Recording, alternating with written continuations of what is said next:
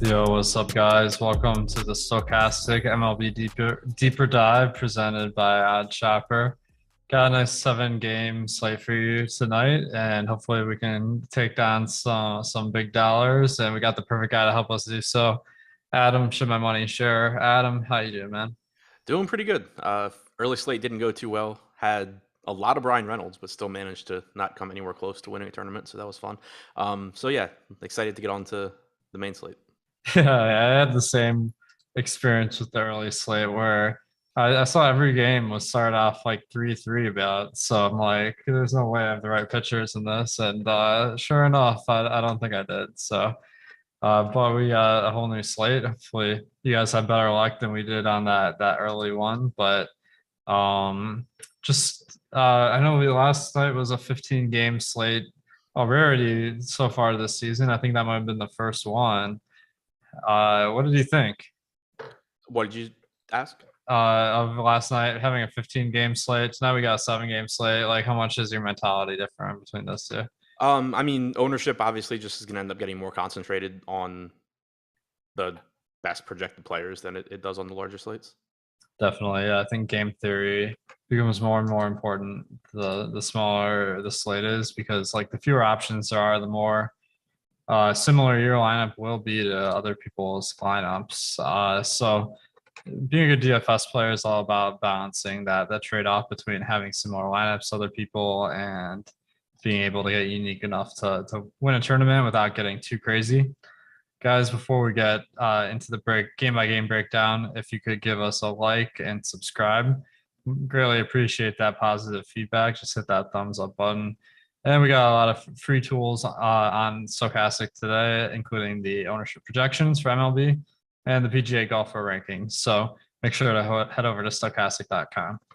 All right, first game we got Atlanta and Philadelphia. So the over under in this one's 9, not too shabby.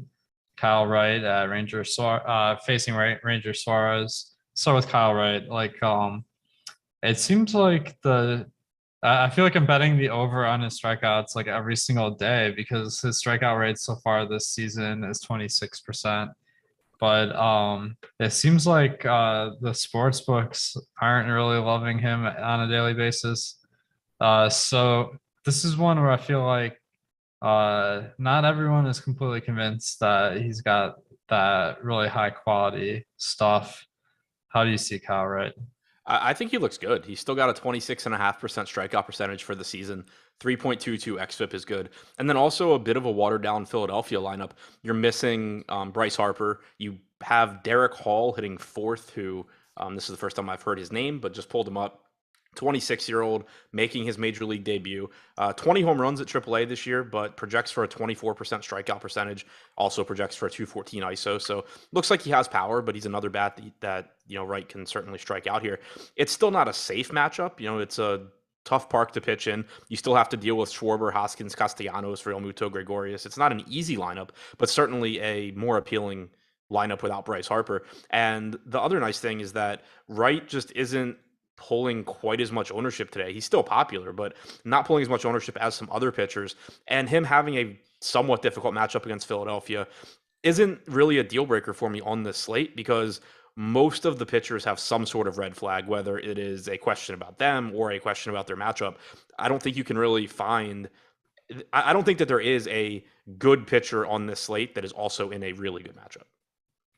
Agreed. Yeah, I think that Kyle Wright does look pretty appealing, and if other people are a little bit hesitant to buy into him, then that's a potential opportunity for us. So I think that at 9,500 on DraftKings and 10.4 on FanDuel, certainly in play. Much better price on Yahoo, by the way. But okay, so the Braves are 125 favorite. I think you mentioned the Phillies lineup is a little bit watered down today, and I agree. I think that you're going to get some more strikeouts with Bryce Harper being replaced by Derek Hall here. So, do you have any read on Derek Hall as far as how quality of a player he is? Looks like he has a lot of power. Steamer's rest of season projection for him is a 214 ISO. and a 23.9% strikeout percentage, 108 WRC plus. He was tearing up AAA this year, 20 home runs, 132 WRC plus, but he's also going to be 27 years old next month. So it's not like this is some like highly regarded prospect that is coming up. This is somebody that has just kind of slowly made his way through the minor leagues. He's always shown power. Now he's getting a chance in the majors. So my guess is based on, steamer projections and kind of just the way his minor league numbers look, I expect that he's somebody that will hit home runs, but also just kind of be an average hitter overall. Looks like he's not available in the player pool today, unfortunately, Derek Hall. So we'll have to wait till later. Otherwise, probably would be crazy value. Now on the other side, Ranger Suarez, he's a guy that his strikeout rate this year isn't exactly inspiring at 17.9%. But it's not bad this year so far. How are you seeing him today? I'm kind of surprised by the amount of ownership he's pulling. Like, I understand that he's inexpensive at 6,900, but when you compare his ownership against Atlanta to Michael Kopech against the Angels, who's $700 more, and to Justin Steele against Cincinnati, who's $400 less, I'm kind of surprised that Suarez is pulling basically the same ownership, because we have seen a big drop off in his strikeout stuff this year from last year. That was something that I expected to happen last year when he moved from the closing role to the starting rotation, and it didn't. But this year, he's only striking out 18% of right-handed hitters. He's allowed a 166 actual ISO, 172 expected ISO, 352 expected WOBA to righties. And even though Atlanta is missing Acuna and Albies, you still have Swanson, d'Arnaud, Riley, Ozuna, Contreras, Duvall. The only left-handed bat in the top 8 here is Matt Olson, and he hits left-handed pitching really well also. So it's still a really dangerous matchup. And I think that, if you told me that Kopech was getting double the ownership to Suarez and Steele was getting double the ownership to Suarez, I would say, I could get behind Suarez as a tournament pivot. But to me, with him getting the same ownership as those guys, it's tough for me not to just want to go to one of them in what seems like a better matchup. Yeah, definitely. I'm a little bit surprised about Ranger Suarez ownership coming in at 13% right now, which the team total of the Braves is over 5. He doesn't really get strikeouts. The only positive I'm seeing is that the Braves lineup does have a lot of Ks in it. Looks like we're projecting them for about 10% more than an average team. So maybe that gets Suarez up to average number of Ks in the projection, but nothing too confidence inspiring. Now, what do you think about the Braves stack if we're not too keen on Ranger Suarez? I really like the Brave stack, especially at their projected ownership. The only actual concern I have here is if the ownership remains that low, because there have been times, and I haven't really noticed it this year, but I remember last year, especially down the stretch, it got to a point where it was almost just like all the 150 maxers were using our top stacks tool or something similar. And it was just like, you would get something like this where you have the Braves, projected to be under-owned compared to teams like the Dodgers, and then you play the slate and the ownership ends up coming out like even between the two. I don't quite, I don't think that's going to be the case, but that's my only concern. It's just that they look so under-owned here that I'm almost like, is this like fool's gold kind of thing? But I do like the spot for Atlanta. They still have plenty of power. Anytime that you have a team that has an ISO above 200 and you're facing a pitcher that's going to let you put the ball in play in a favorable hitter's park, I'm more than happy to go there and take my chances. Nice. Yeah, I think that's a good point with the ownership. It does appear very good in our top stacks, but good players will adjust that to that a little bit. So the Dodgers again are drawing a ton of ownership. So that is going to depress the ownership of some other stacks, but that means maybe you're getting Atlanta at lower ownership than you normally would, but they still got to beat out the Dodgers. But the potential today is pretty big, I'd say. 80 degrees in Atlanta, and I think they're definitely a go-to option, regardless of where their ownership comes in at. Let's go on to the next team or next game, Boston at Toronto. So over-under of only 8.5 on this one, Pivetta versus Manoah. It looks like the sports books are giving Manoah a ton of credit. We're giving him a 150 favorite status in this. What have you observed so far with Alek Manoah. I mean, I think he's a good young pitcher, and I think using him in DFS at $8,700 makes some sense. Even on FanDuel, where he's more expensive, I mentioned him in my tournament plays video earlier, just because the pitching in general is more expensive on FanDuel. You don't have the broken prices on Shohei Ohtani, for example. So it's certainly a scary matchup against Boston. Their active roster has the seventh highest WRC plus in baseball. They only have a 20.5% strikeout percentage.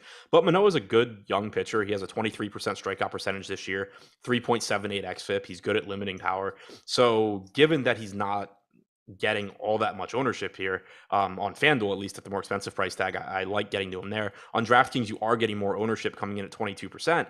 But it's kind of like I was saying with Kyle Wright earlier. I still think that's fine. You kind of just have it's a difficult matchup for Manoah, but it is a relatively inexpensive $8,700 price tag. And there's at least some sort of a red flag with every pitcher on the slate tonight. So as long as Manoah's ownership does stay similar to guys like Kyle Wright and Sandy Alcantara, I don't have any issue with it. Yeah, I think that the price, he's looking pretty decent. The ownership is there with Manoah. Not a crazy strikeout guy, only 23% this year. The matchup versus Boston, like they don't have a great.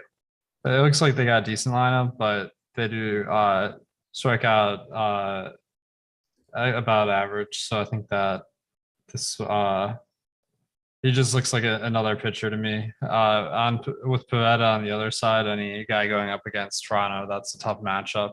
Do you have any interest there? Yeah, I mean it's a really tough matchup. The only argument I could make is he does have good strikeout stuff. He has a 24% strikeout percentage. So, like, if you wanted to take a step back and just kind of compare him to Alek Manoah, slightly higher strikeout percentage for Pivetta, slightly lower than Kyle Wright. But, like, is the Blue Jays matchup really that much more difficult than the Boston matchup where Manoah should be getting 10 times the ownership that Nick Pivetta is? Probably not. But I do think Manoah is still the better pitcher. One pretty big concern that I have with Pivetta is that I've always liked him as a pitcher. He has good stuff. He can get strikeouts, but he's always been very boom or bust, which at low ownership is nice in DFS. This year, he's only allowed 0.91 home runs per 9 innings, which is unusual for him. But if you look at his actual power numbers allowed versus his expected ISO to left-handed hitters is about 70 points higher than his actual ISO allowed. His expected ISO allowed to right-handed hitters is about 75 points higher than his actual ISO allowed. So I do think that from this point forward, you're likely to see more home runs allowed from Pivetta. Doesn't mean it starts today. He is only 3% owned. He is a good strikeout pitcher. All of that being said, though, I still think it's a situation where from like a total exposure standpoint, I doubt I get to a lot of Pivetta. If you have an individual lineup where you need to save some ownership, the upside for somebody like Pivetta, I don't think is drastically different than somebody like Manoah. Yeah, like I suppose that's true. I'm still kind of like if I want to put all my eggs in that basket because he is kind of pricey today. I think there's probably easier ways to approach this slate. In the Blue Jays, they don't strike out a ton. Obviously, they got kind of a ton of great hitters as well. So I think we'll look elsewhere. As far as stacks in this one, how are you feeling about Boston and Toronto? I like them in tournaments, particularly the Toronto side, for the reasons that I just mentioned with Pivetta. I do think you see more power coming forward, I think you see more power from him or against him going forward. And Toronto is a really good lineup, obviously. It's right-handed heavy, but that's not really an issue when you talk about Pivetta because he has still allowed a 198 expected ISO to righties.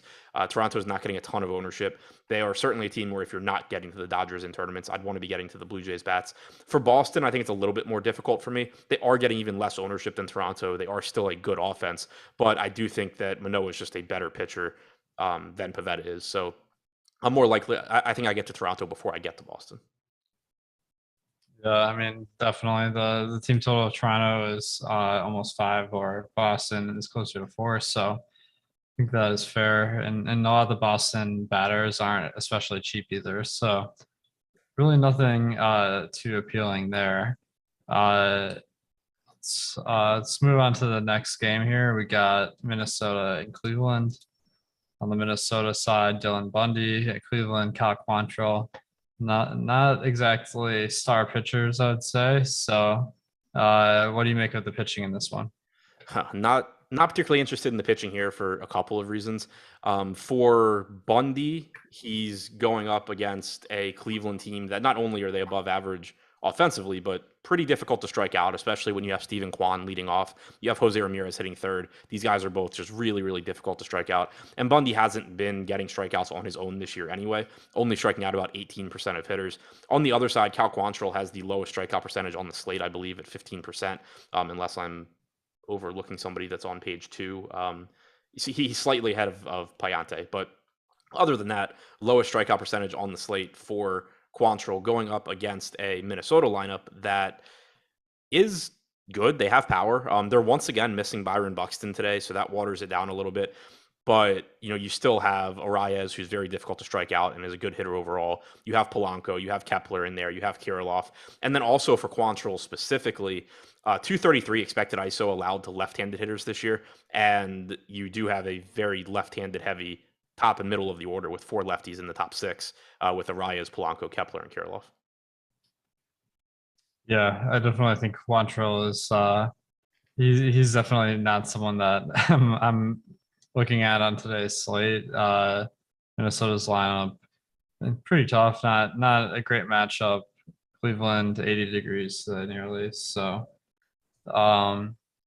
really with the guy with a 15% K rate, you need an ideal matchup. That's not the case. On the other side, Dylan Bundy, 5,900, not a horrible price tag, although he's another guy. The strikeouts haven't exactly been there this year, and the matchup isn't favorable for strikeouts either. So do you think you'd end up with any Dylan Bundy? I think it's pretty tough to get there. I would be able to make a better case for him if like you were getting strikeout numbers like he used to get when he was on the Orioles, where it was like he either strikes you out or gives up a home run. But this year it's kind of more so like he gives up a home run or a fly out. So like the upside in DFS, I think is a little bit harder to come by. And then on top of that, just the lack of strikeouts in the Cleveland lineup makes it pretty difficult as well. Definitely. Now, as far as the stacks here, only 8.5 over under. So this one could be one of those games where maybe we don't look at a ton of bats or pitchers, but what are you making of the lineups on this one? On the Twins and Cleveland game? Yep. I like the offenses, particularly the Minnesota offense. You have all this left-handed power against Quantrill. I think Polanco's really underpriced at 3,700. He'd be on my short list of second baseman in cash. He's one of my favorite second basemen in tournaments. I will once again be dying on Alex Kirilloff, I would expect. He's not really come through for me so far, but he is one of the top hitting prospects in baseball. He's still 3K. I like Kepler quite a bit at 4,500, and then you can just round it out with whatever of Arias, Miranda, Sanchez, or anybody lower in the order. On the Cleveland side, I think it's a little bit more difficult for me to get there from a stacking standpoint, but Jose Ramirez clearly looks like one of the best third base options. I think cash viable, tournaments, everything. He looks great. The salary on him's come down a bit, and there's no real reason for it. Bundy this year against left-handed hitters has only struck out 14%. 202 actual ISO, 191 expected ISO going up against Ramirez. That looks great. Steven Kwan is very cheap leading off. Josh Naylor is cheap. I think you will see some ownership coming into those guys, but they certainly look like good values. Yeah, definitely. It looks like you can make a nice lineup with the Guardians there. So Jose Ramirez, he's been like crazy good this year. Like it feels like every day he's projected for 10 or more fantasy points. 310 ISO. That's better than most guys' batting average. So, like, what have you made of his year so far? Yeah, he's just ridiculously good. I mean, he's been good for a while, but just having a really good year this year as well. Crazy to me is that he's still not even 30 years old. It feels like he's been around forever. Yeah, definitely. All right, Miami and St. Louis. We got Sandy Alcantara versus Andre Palante. Palante, definitely not a name that most of us are super familiar with, I would say. So let's start with him. What is your read on Andre Palante? He's done a decent job of limiting power so far this year in a relatively small sample, but he hasn't been getting strikeouts. I mentioned a second ago, he's the only starter on the slate with a slightly lower strikeout percentage than Cal Quantrill. So he's not somebody that I am looking to roster. He's pitched 22 total games this year for the Cardinals, 4 starts. He's only struck out 15% of hitters. And I do think that there is some upside in the Miami lineup. They are really, really cheap. So it's likely that they will pull some ownership because they are such good values. Right now, we have them with a 6% aggregate ownership share. Individually, you actually don't have anybody on this team projected for more than 10% ownership right now. If that holds, I'll be interested because they are so cheap. You can get good pitching and good one-offs around them. They're also getting a positive park shift in St. Louis. That being said, though, like I said, Payante has done a good job of limiting power. So not the highest probability spot, but I do think that they're underpriced. Yeah, definitely. Payante, man, I feel like I need Terry McBride on the show to give us the definitive pronunciation. But yeah, he's dirt cheap on DraftKings at 5,100, and Miami not the greatest team. It's like 90 degrees in St. Louis today, so I feel like the sports books are giving a ton of credit to Payante that this over under in the game is only 7.6. I mean, Sandy Alcantara obviously contributes to a lot of that, but like, is maybe Payante like a little bit better than people would think because that strikeout rate is quite low. Yeah, I mean, I don't think he's a good DFS pitcher. He's been good at getting ground balls. He has a 62.7% ground ball percentage this year between the bullpen and the starting rotation. Last year at AAA, he had a 58% ground ball percentage. So he's been good at limiting production, but I typically don't mind taking hitters against pitchers like that, as long as they're not getting a lot of ownership, and especially if they're cheap. Like if you're going to let guys in this Miami lineup that do have some power put the ball in play in favorable hitting conditions, I'll take my chances there, given their price tags. You also don't have Jazz Chisholm in the lineup for Miami. He was put on the injured list earlier today. So that makes the lineup a little bit cheaper, but also takes one of the best hitters out of it, which makes it just, a less appealing stack overall. But I think it's just the way I view ground ball pitchers is, that don't get strikeouts. If Payante's on top of his game, it's going to be a rough time for Miami because they're going to just pound balls into the ground. But I think the margin for error on guys like that is typically just smaller than it is for your guys that throw 97 miles an hour and get strikeouts, because they can always, put a couple guys on base and then just get out of it without allowing contact. It's really easy for guys that allow you to put the ball in play to kind of just get unlucky, or if their command isn't on, then you're getting balls in the air against them, which is obviously good. So I'm never really that concerned about taking hitters against a guy that pitches to contact, as long as they're not popular. I agree with that. Yeah, I think people like underrate stacking versus ground ball pitchers. Like, I feel like every time Dallas Keuchel is on a slate for years, people are like, "Oh, I don't want to stack against Keuchel." I mean, maybe a few years ago he was actually good, but now he's like below average, and it's like, I mean, it's not like this guy is a great baseball player. I don't know if like Payante, on the other hand, it seems like the sports books are like kind of indicating that he's at least solid, which is a little bit surprising to me still. But let's look at Alcantara. The way I kind of think about it is, if Payante's on top of his game, he's going to get a bunch of ground balls. It's going to be bad for Miami. But if any major league starting pitcher is on top of his game, he's going to be really difficult to hit. These guys are all difficult to hit for one reason or another. But when things go bad for a guy that relies on getting you to hit the ball into the ground, but is going to let you put the ball in play and doesn't have the stuff to keep you from doing it, when things go bad, it goes like really bad really quickly. And so that's why I kind of always, from an upside standpoint, am interested in going there, even if the most likely outcome is that you're getting a bunch of ground balls to shortstop.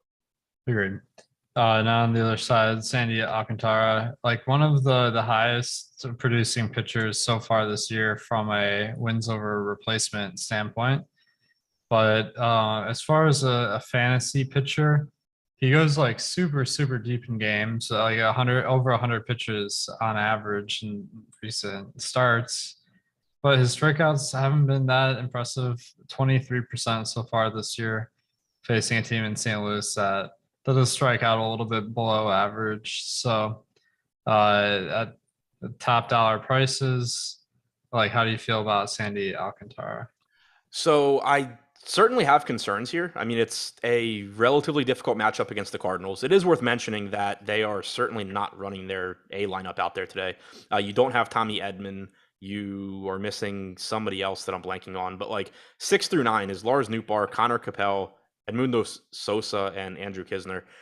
Not the best lineup, if he's able to just kind of navigate his way through those top 5 guys. It's also a negative park shift for him. He pitches in a favorable park in Miami, especially when the roof's closed. Now you're getting, heat and humidity in St. Louis outside against a team that doesn't strike out a lot. His WOBA outside of Miami this year is 30 points higher than at home, but it's still solid at 263. Strikeout percentage on the road is actually higher than at home, which could be by design just because it's more favorable to let them put the ball in play in Miami, but probably just kind of noise there anyway. So I think it's a really difficult matchup, but the reason that I'm still interested and the reason he made it into both of my tournament plays videos for DraftKings and FanDuel is just that he's clearly one of the most talented pitchers on the slate, and he's only pulling 20% ownership. I get it because of the matchup, but I've said it before, like Manoah's got a tough matchup. Ohtani's got a tough matchup. Hunter Green probably has the best matchup out of any of the good pitchers here. Kyle Wright has a mediocre matchup. So I still think that Alcantara is a good option. I don't really feel strongly one way or the other about him. I think the ownership's about right. Fair enough. Yeah, I think I would probably lean a different direction as far as spend up on pitcher, like compared to Alcantara, just because as far as the strikeout potential, like he's just an average strikeout pitcher, and you're paying premium prices on the road in kind of tough conditions. So a lot of factors working against him, but that talent level to begin with is pretty high. So certainly not a crazy play, but I think you can do better with your salary most likely. I do agree with that. Like, I think that there's a chance that I just sort of end up not ever paying or not paying that much, just kind of going to the cheaper guys. One other thing to point out, because I'd mentioned that his strikeout percentage on the road was higher this year. Last year it was the opposite. So that certainly makes me think it's noise more than, him intentionally pitching the contact at home. Yeah, definitely. You would think that it'd be pretty uncommon for a pitcher to try not to strike as many guys out as they can, but like it does make sense in the baseball sense to go harder for strikeouts when there's guys on base or something. But like it, yeah. On the stack side, the weather conditions in this game are quite good at 90 degrees. However, Miami's at a 4.3 team total. St. Louis is only at 3.8. So these team totals are on the low end. Let's start with Miami. Are you seeing any potential there? Yeah, I think I'm more likely to get to Miami than St. Louis, even though they're not as good in offense, just because of the pricing. They are really cheap. We have them in the top stacks tool with a 9% 9% chance of being the top value, getting 6% aggregate ownership. I mentioned it a minute ago. Nobody on the team is projected for more than 10% ownership. So I think it just allows you to create very high upside lineups, even if it's not going to be, your highest projected lineup. It's going to let you get to whatever 2 pitchers you want. It's going to let you put a very good mini stack or one-offs around them as well, because with the exception of John Birdie, who's leading off at 4,900 and steals every time he can, everybody else in this lineup is less than $4,000. Garrett Cooper hitting second at 2,800. Aguilar's 2,200. You can't play them together on DraftKings, which does make stacking a little bit more difficult. Sanchez 3,200, Garcia 3K, Anderson 2,400. There's certainly some power upside for cheap there. Definitely, yeah. I'm pretty intrigued as well. Like just because my general sense is that the median projection kind of underrates guys that are in really favorable hitting conditions, and maybe a matchup that's not that great because once they get past that starting pitcher, if they have success, it's going to be an early inning and they're going to be facing the worst bullpen pitchers. So it kind of like snowballs a little bit. So I could definitely see going to Miami. The ownership does appear to be pretty low and the value is really high. Like you're mentioning, Jesus Aguilar is really, really cheap batting cleanup. So that's a really strong play. Garrett Cooper also really favorable spot in the order compared to salary. Now on the other side, with the Cardinals, we'll start with this guy Connor Capel. That's the name that we haven't seen this year so far as I know. Do you have any read on who this guy is? So 2 games played this year for the Cardinals, but 0 plate appearances so far. 58 games at AAA. He's 25 years old. Steamer projects him for about a 20% strikeout percentage. Zips is at 23% rest of season. Zips has him with an 81 WRC plus. Steamer has 101. He was at 122 in AAA, but that's AAA, and he's 25 years old, so not the most not the best thing to look at. Seems like he's probably an average-ish type hitter, not somebody that I'd be particularly concerned about being in the lineup, and not somebody that I would be like looking to go to against Alcantara for some reason. Definitely, yeah. He is 2K, so it's not the craziest, but getting 2K for Trace Thompson and Coors like yesterday compared to getting 2K for Connor Capel facing Sandy Alcantara, that's quite And a you can do it with difference Jake there. Lamb today. Oh, nice. What about the Cardinals stack? Any interest?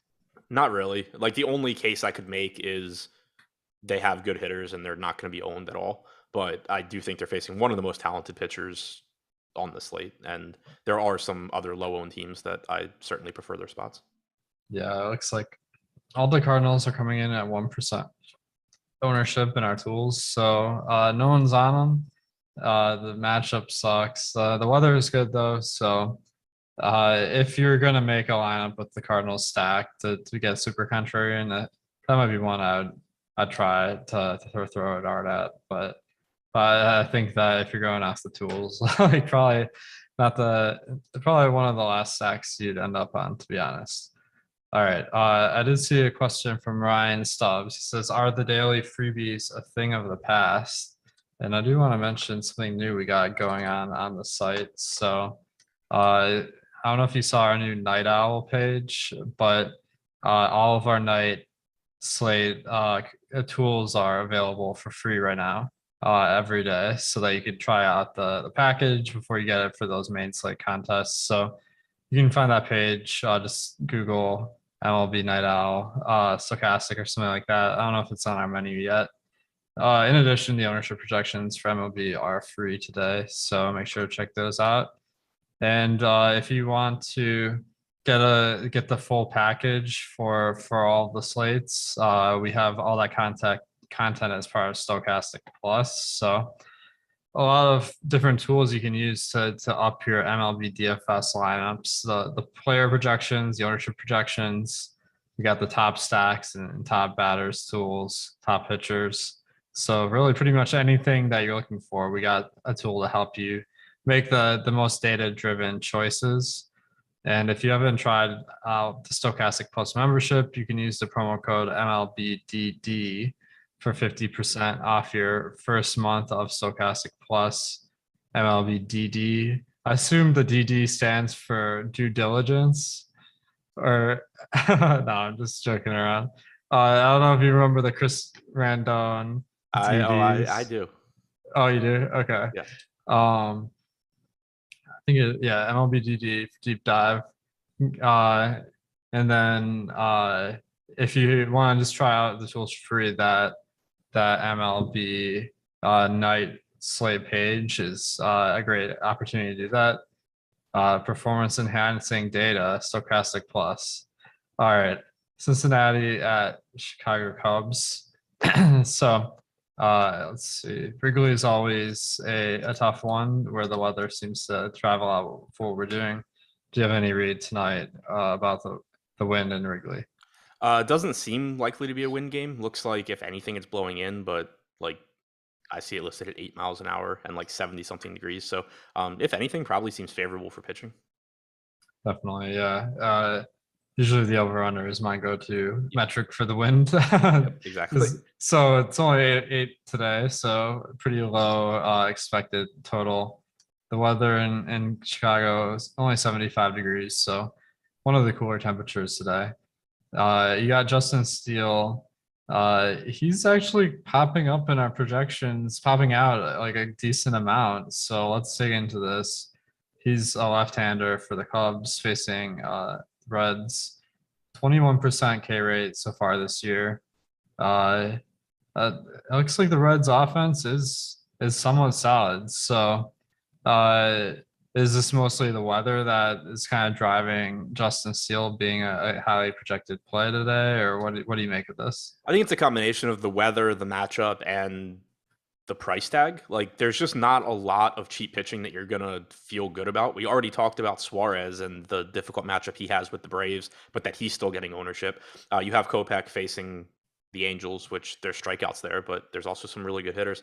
But then guys like Dylan Bundy, tough matchup, lower strikeout percentage than Steele. Same goes for Quantrill. So it's kind of, I think, just that you don't have many good alternatives if you're paying down. You do also have a 3.8 or 3.7 implied run total on Cincinnati, so that looks good for Steele as well. One concern that I would have is that, while he does have about a 21% strikeout percentage overall this year, his strikeout percentage against righties is only 17%, and the Reds do have a lineup loaded with them. The only lefty in their lineup today is Joey Votto, and he's not the easiest guy to strike out anyway. So I do think the strikeout expectation for Steele in the spot is probably a little bit lower than it normally would be, but that doesn't mean that he can't pay off a $6,500 price tag.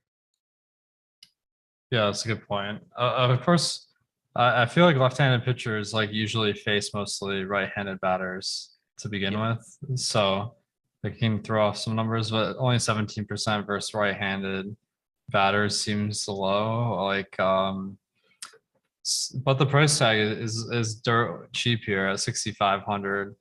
And one of the factors that I'm liking, he's only averaged 11 fantasy points per game so far this year. Like you'd think like, okay, that's probably a bad thing, not a good thing, right? But then like no one's gonna like click on him because they're not gonna dig into this. I think his ownership is too low. So he's kind of popping out from a projection value and ownership standpoint to me.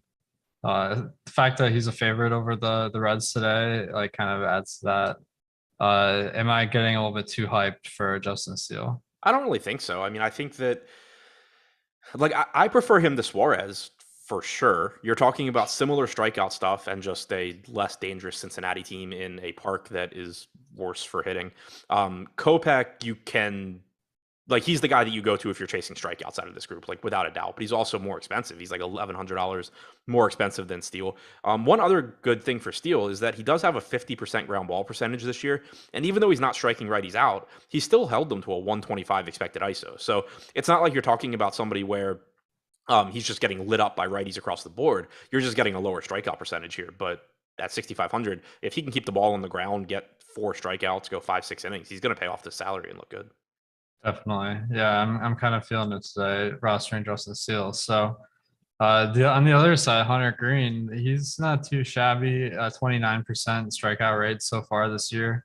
And the Cubs lineup is full of them with 3 batters above 30% in strikeout percentage. So like as far as strikeout potential, I feel like Hunter Green's in a great spot. Of course, that's like the main factor in fantasy baseball pitching. So is he just someone that is going to be a go-to option for you? Yeah, I love Green here. And like I think that Green and Ohtani are going to be the guys that pull most of the ownership on DraftKings. That's reflected in our ownership projections. I completely agree with it. But if I'm only pointing to one, I'm leaning toward Green because he's $1,000 less expensive than Ohtani. And even though the Cubs do have some power in their lineup, and Green has had issues with allowing home runs and he walks too many guys, like I don't think he's as good a pitcher as Ohtani, but I am a little bit less concerned about the matchup than facing the White Sox. He still has the second highest strikeout percentage on the slate at 29%, 4.11 xFIP. So I guess like I'm not saying this as in I don't also like Ohtani and I'm not planning on playing a lot of Ohtani, but the $1,000 price difference and what appears to be a little bit better matchup against the Cubs, I really, really like Hunter Green here, especially when you start comparing him to the other pitchers in that price range. Like there's nobody cheaper than him that is remotely close in terms of upside, I don't think. Kopech would be the guy that you point to, I guess, and say, like, he's got really good stuff. Maybe he piles up some strikeouts, but, still has a strikeout percentage like 6 points lower than Green this year. Yeah, I agree. I think Hunter Green is looking really good today. High ownership, but the numbers for projection are and salary really make him stand out. I think Ohtani, it does stand above the rest, but that's also true with the projected ownership to some extent. So I think Green's in a solid spot now. Like we've established that we like both pitchers today in this Cubs game, but what are you thinking with stacks here? Not overly interested in either stack. I do think that if you wanted to go to the Cubs against a popular Green, there is certainly upside because while they do strike out, they also have some power. And Green this year has allowed a 202 expected ISO to lefties in addition to a 282 expected ISO to righties. and he walks too many guys. So, there's certainly a high ceiling for the Cubs, even though I think more often than not, Green is going to win out here. There is some leverage to be had where, you can just go up against a 30% owned, very home run prone pitcher in Green. On the other side, I think it's more difficult for me to get to the Reds just because there's not that many bats that I find interesting. Jonathan India leading off at 3,900 does look like a pretty good price tag. But even that, you have Jorge Polanco for $200 less against Quantrill in the Minnesota game. You have Muncy in the Dodgers game in Coors Field, who's less than $1,000 more expensive. So it's still tough to say India is any sort of a priority, I think. Yeah, fair. Like the pricing on the Reds, it does seem to kind of be based around the fact that sometimes Wrigley Field is a batter's park. Like tonight, that's not the expectation. I'm seeing Brandon Drury is like 5K. I'm like, dude, this guy was like getting platooned a couple of years ago and like 2K. Like, is he really that good now? Probably not. No. Yeah, I mean, like he's having a good year, but he's also 29 years old. 255 ISO this year, 202 last year, but that was only in 88 plate appearances. I mean, I guess the strongest case you can make for Brandon Drury is that he's only played a total of 72 major league games between 2019 and this year. So maybe he just figured stuff out and this is really the first chance he's had to prove it. That's still relatively unlikely, but maybe. Yeah, he's on fire this year. That's definitely one of the surprises of the season, I'd say. But not an ideal time to target the Reds overall. There is a little bit of positive leverage, and when it comes to taking a dart throw stack, I do like the away teams slightly more because you have that potential to get an extra inning if things are going perfect. So I wouldn't cross off the Reds, but definitely not my first team off the list. Now, what about the Cubs stack? Yeah, I'm more interested in the Cubs side just because Green is home run prone, and when you go through this Cubs lineup, like Ortega doesn't have a lot of power, but against right-handed pitching this year, 221 expected ISO for Contreras, 225 expected ISO for Happ, who's hitting third. I like him at 3,700. We know Patrick Wisdom has power, 241 expected ISO. So there are power bats in this lineup, and they're not really that expensive either. So I do like the idea of going to the Cubs in tournaments, even though, if I had to pick a side, I expect to have more Green than I do Cubs. Nice. Yeah, I think that's a good point that Hunter Green, although he gets strikeouts, not having a tremendous year so far, a 5.6 ERA, getting a little bit unlucky, 4.1 xFIP. So that even this like 4.1 is a thing about league average this year. So not any reason to get scared off of the Cubs. All right, let's talk a little bit about Odd Shopper, designed to get you a killer bet within 30 seconds. Got a lot of different MLB props and different bets. And one of the latest new features to Odd Shopper is the Sharp Sportsbook lines. So this is pulling in the best data from across different sportsbooks to find ones that maybe like are far out of sync with some of the sports books on the US side so that you can find some good value on those bets. So the nice thing about the Sharp Sportsbook lines is it covers a ton of different markets, so you can get stuff like game lines, futures that we don't have with the stochastic projections. So if you like betting a ton of different bets, then make sure to check out the Sharp Sportsbook lines on there. And as far as like player props tonight, let's take a brief look at the tool on Stokastic. So one of the guys that like I mentioned that always seems to pop up on our player props tool that I agree with is Kyle Wright. Like I feel like his player prop for strikeouts is usually around 5.5. And all right, I'm pulling up his strikeouts so far this year to compare. So he's 92 strikeouts over 14 appearances, which is 6.5. So like he's averaged a full strikeout more than his player prop. So that's kind of giving me a little bit more confidence than I normally would have, even with the player prop for the Kyle Wright strikeouts. Are there any player props that you're honing in on today? And like, how do you feel about Kyle Wright over 5.5 strikeouts? I like the Kyle Wright one for sure. Yeah, so I actually got 125 odds on that. So that was pretty favorable. But you can get all these on Odd Shopper if you just go to Odd Shopper and MLB bets and then select the stochastic line. I guess this auto selected. You actually have to uh, select the sharp sportsbook lines, but just for comparison, like I bet this at 125 plus 125 30 minutes ago, like, and the line has already moved to plus 100 on DraftKings. So that's a good reason to get on the Discord. Make sure you're getting these bets as we're posting them so that you can get them at the best odds, because that difference is huge in how successful you're going to be. Also, there's some other tools that are cool on Shopper, like the Parlay Builder and Arbitrage tool. Like the Parlay Builder, nice because you can get those huge odds without spending a ton of time. All right, this is a game everyone's probably waiting for, the Dodgers at Rockies. Dodgers have not come through the last 3 nights, but the team total is still high. It's 7 versus German Marquez. What are you doing tonight with the Dodgers? Most likely just avoiding them again.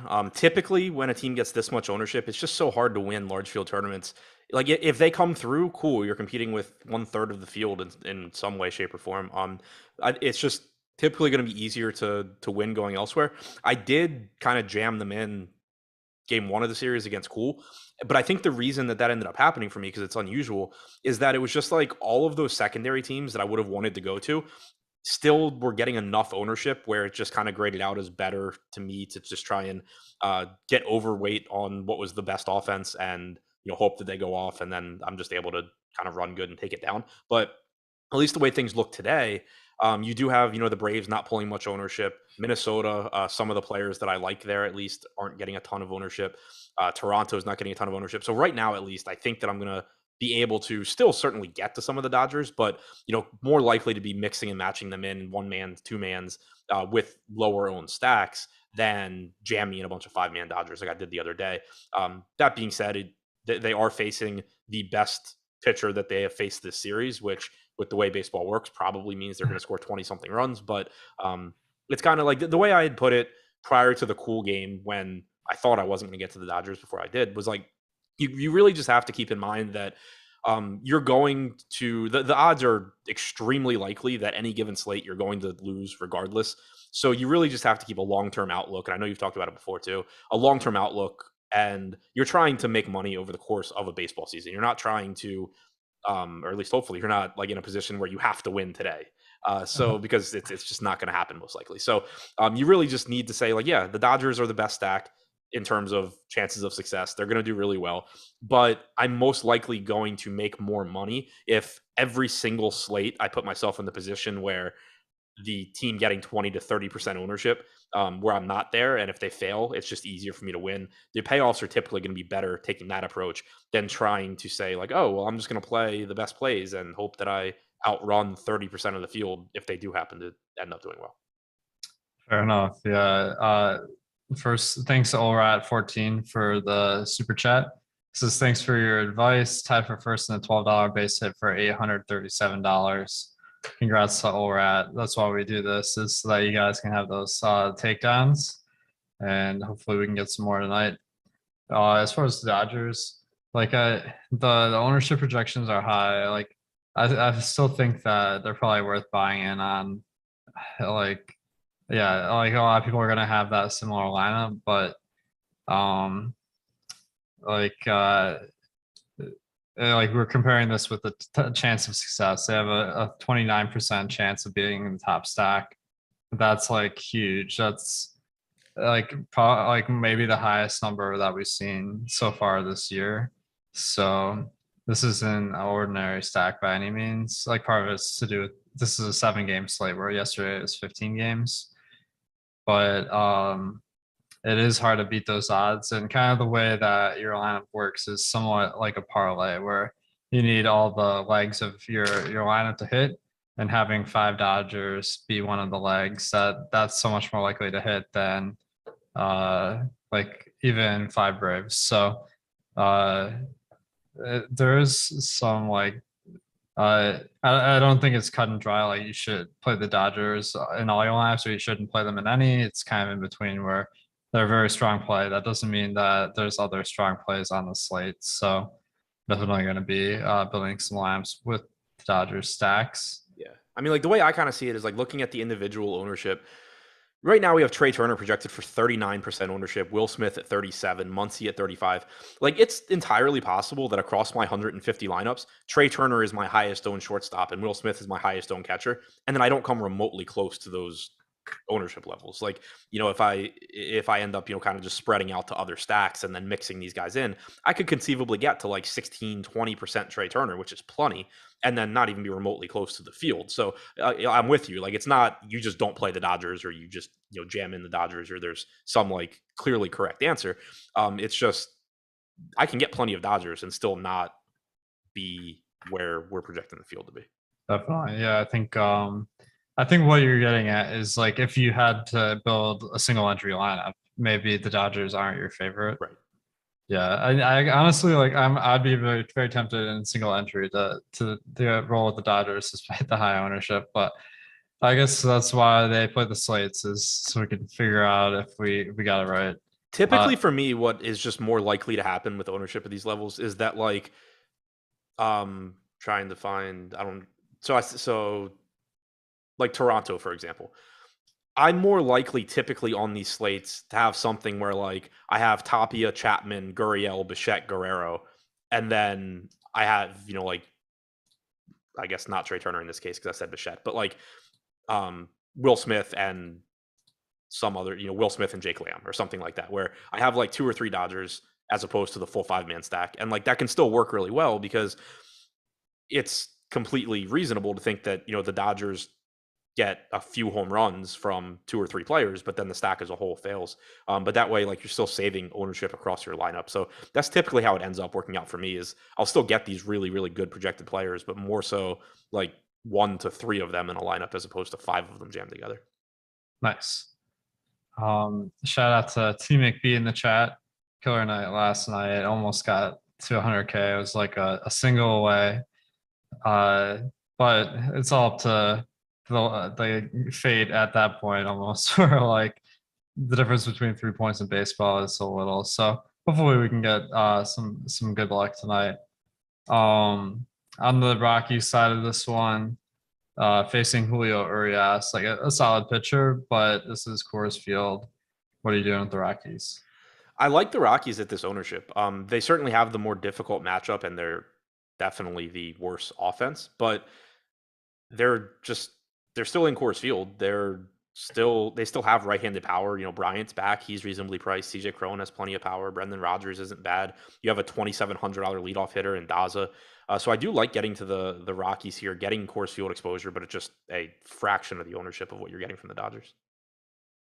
Nice. Yeah, I think Rockies, any team in Coors Field is solid. They look pretty good. On the last game, I know everyone's going to want to pick Shohei Ohtani facing the White Sox. White Sox seemingly not kind of on their best game this year so far. So what do you make of the matchup? Like LA, 74 degrees tonight is certainly favorable weather conditions for pitching. So how are you feeling about Ohtani? I feel good about Ohtani. He's, I think, hands down the best pitcher on the slate. He leads the slate in strikeout percentage at 33%. 2.71 xFIP is also the best on the slate. He's gotten his walks under control. He's only walking 6% of hitters this year. The only concern I would have is that, the White Sox do have a potent lineup against him, particularly at the top of the order. But, you mentioned it. It's pretty solid pitching weather. It's a good park to pitch in. And on DraftKings, he's just not priced remotely close to his actual talent level. Yeah, it does seem like 9,100 on DraftKings and 10.5 on 10.5 on FanDuel is pretty reasonable, but 9,500 or 9,100 is quite low.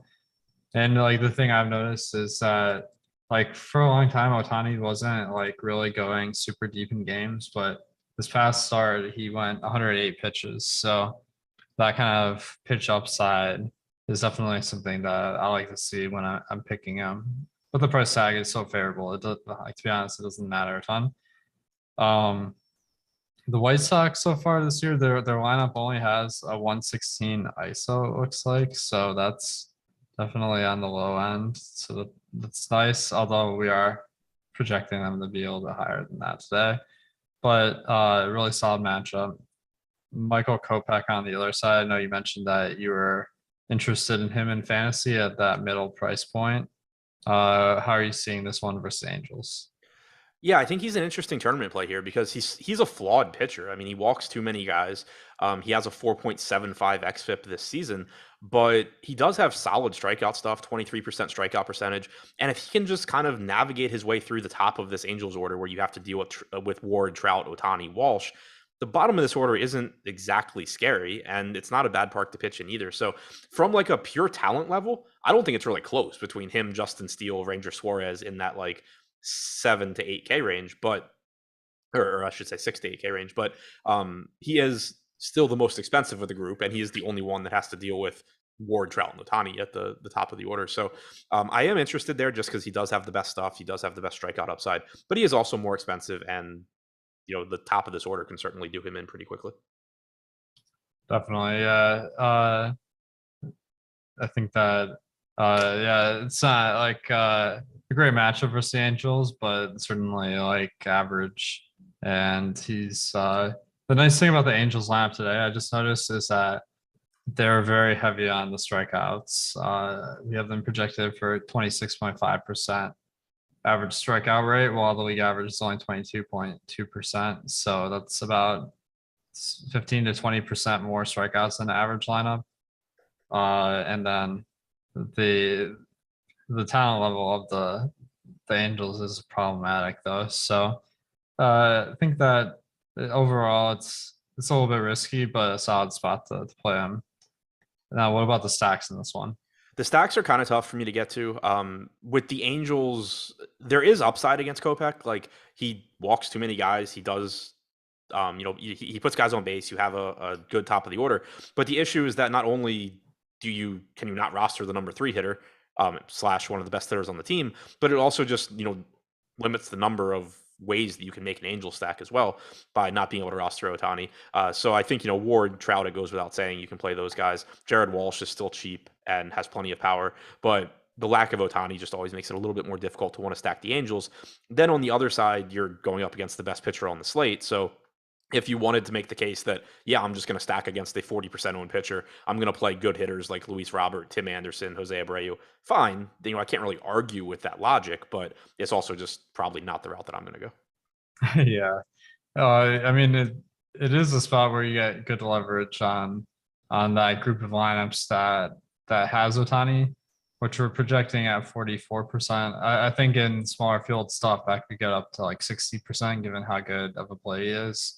But even then, you still have to beat that other 40% of lineups. So I do feel like stacking against the pitcher is perhaps a little bit overrated. Although, like when it works, you're definitely going to cash because that percent of lineups that has Ohtani is going to be at the bottom of the standings. So it has merit. Is it the best strategy like against a good pitcher? Like I'm a little skeptical. Like I think that a much better stack for leverage is the Cubs versus Hunter Green, where he's just the worst pitcher. The weather, I guess, equally bad to LA, but just the ownership of Green and Ohtani is about the same, but the skill level of Green, he's a 4.1 xFIP so far this year, where Ohtani's at 2.7. So is that the route you take? If you Yeah, that's how I see it too. Like, not guaranteeing I get to a lot of the Cubs either, but I would fully expect to get to the Cubs before the White Sox. There's just I think Green's just a more volatile pitcher, at least in terms of like he's going to get blown up more often than Shohei Ohtani is at this point. That's not a knock on Green. That was actually the case with Ohtani for a little bit when he first came up too. But you're just more likely, I think, to get a really bad Hunter Green start than you are a really bad Ohtani start. And the other thing too is, there is always merit to stacking against popular pitchers because of the negative correlation. But a pitcher like Ohtani at $9,100 not being a tournament winning pitcher doesn't remotely mean that like the opposing team did really well. The White Sox can throw 4 runs up on Ohtani. Ohtani's basically useless, and the White Sox are also useless in that case. So like it's not like, it's not like a sport like MMA where you have like this massive negative correlation. There's still a lot of times where you're just going to get a middling result. So you're taking on a very low probability play and not guaranteeing yourself that even when that low probability play does relatively well, that it's anything close to winning you a tournament. Definitely. Now, of course, the lineup that wins tonight will probably be a stack of White Sox versus Ohtani, but also with Ohtani in the lineup, just to show me and Adam that we don't know as much as we think we do. Guys, thanks for tuning in here. We got a full hour of content taking you all the way up to lock with Eric and Greg on Live Before Lock. As we wait for them to get going here, guys, if you can hit that thumbs up button. If you haven't already subscribed to Stokastic, hit that subscribe button and the notification bell to give you all the latest content across all the different DFS sports. Good luck tonight and stay tuned.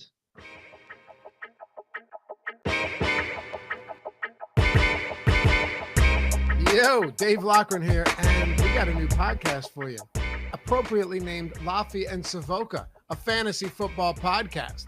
Wow, we needed a name brand, several focus groups to get us all the way there. But every single Friday, you and I are taking that same analytical and debate energy that we brought to every single DFS slates over the last 2 seasons, and coming at you every Friday talking about the NFL, the changing landscape, and how it applies to fantasy football, best ball, and of course, DFS. We're going to be here all football season long. You can find us on the Stokastic Fantasy Football channel and on iTunes or wherever you get podcasts today. It's going to be a great time. Here, have a little taste. Do you agree with Tyreek Hill's ADP right now? No, sorry. I get why people in best ball drafts looking for the pure upside play are going for it. But if you're talking about your one home league, the one that you want that trophy behind you all season long with the bragging rights and everything that comes with it, miss me with his ADP. I haven't seen enough from Tua Tagovailoa. It's that simple. One of the craziest things, and this is something I was looking at months ago, so I'm trying to pull it up again now just so I can get the numbers accurate here. We know that Tua Tagovailoa, and really even the coaching, the play calling was designed not to throw the ball downfield, which was kind of crazy. But when you look last year at Tua, he had one of the lowest deep ball percentages. So 20 plus yards, throwing the ball 20 plus yards downfield. He threw it 20 plus yards downfield at one of the lowest clips in the league last year. But what's crazy is that he had one of the highest adjusted completion percentages on those throws. So my question is it there? And I know where you're going. You're saying, I just haven't seen it yet. And there's so many other good players that I don't really want to spend a second round pick or an early second round pick on Tyreek Hill. Get that entirely. But at the same time, I don't think it's impossible that the Tua actually isn't terrible when it comes to deep balls if they open it up. But now we need to get everything right. And it's scary to need to get 3 things right with all the stars aligning when you're drafting a guy that early. That's really right. We talked about the way that elite offenses and grabbing wide receivers from elite offenses gives you multiple outs. Now you need to jump through multiple hoops in order to be correct. Not to say that Tyreek Hill isn't one of the most efficient wide receivers with the ball in his hands or even on a per route basis in the league, but really this is about everyone trying to recreate what happened between 2019 and 2020 in Buffalo, right? This is about when Stephon Diggs went and got paired with Josh Allen. They became best friends, and we saw a new. Didn't mean to cut off at Savoca. Look at that. Look at that, friends. Welcome to MLB Live Before Lock. That's how we start. Tip to tip.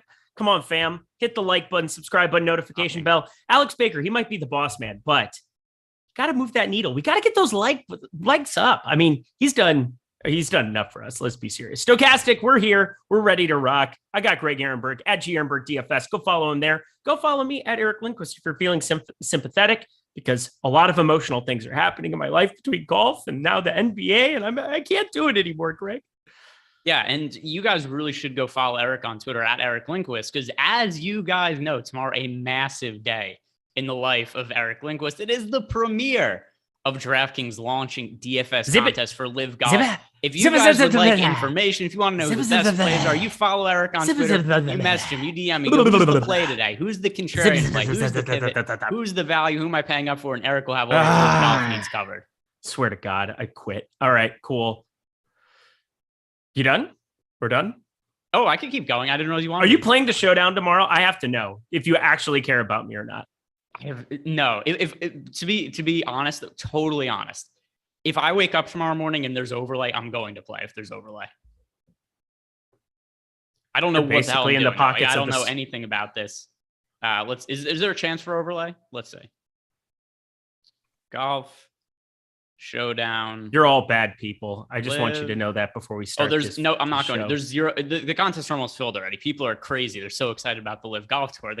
We're like a day in advance, and the contests are already almost full. $100,000 prize pool. It's too popular. I can't. There's going to be no overlay. Just living our best lives out here, Greg. Yeah. If there was overlay, I would have. It's not happening though. Too many people like the Live Golf Tour. Top pitchers tool. So we've got some pitchers we should roster today. Shohei Ohtani is underpriced at 9,100 going up against a White Sox lineup that is not that good. Hunter Green, I like him a lot. He throws the ball 100 miles per hour, 102 at times. That's cool. Going up against the Cubs. Kyle Wright, I don't mind that. Alek Manoah, I think he's a very good pitcher. But Greg, who's your favorite pitcher to get to for DraftKings purposes on this slate today?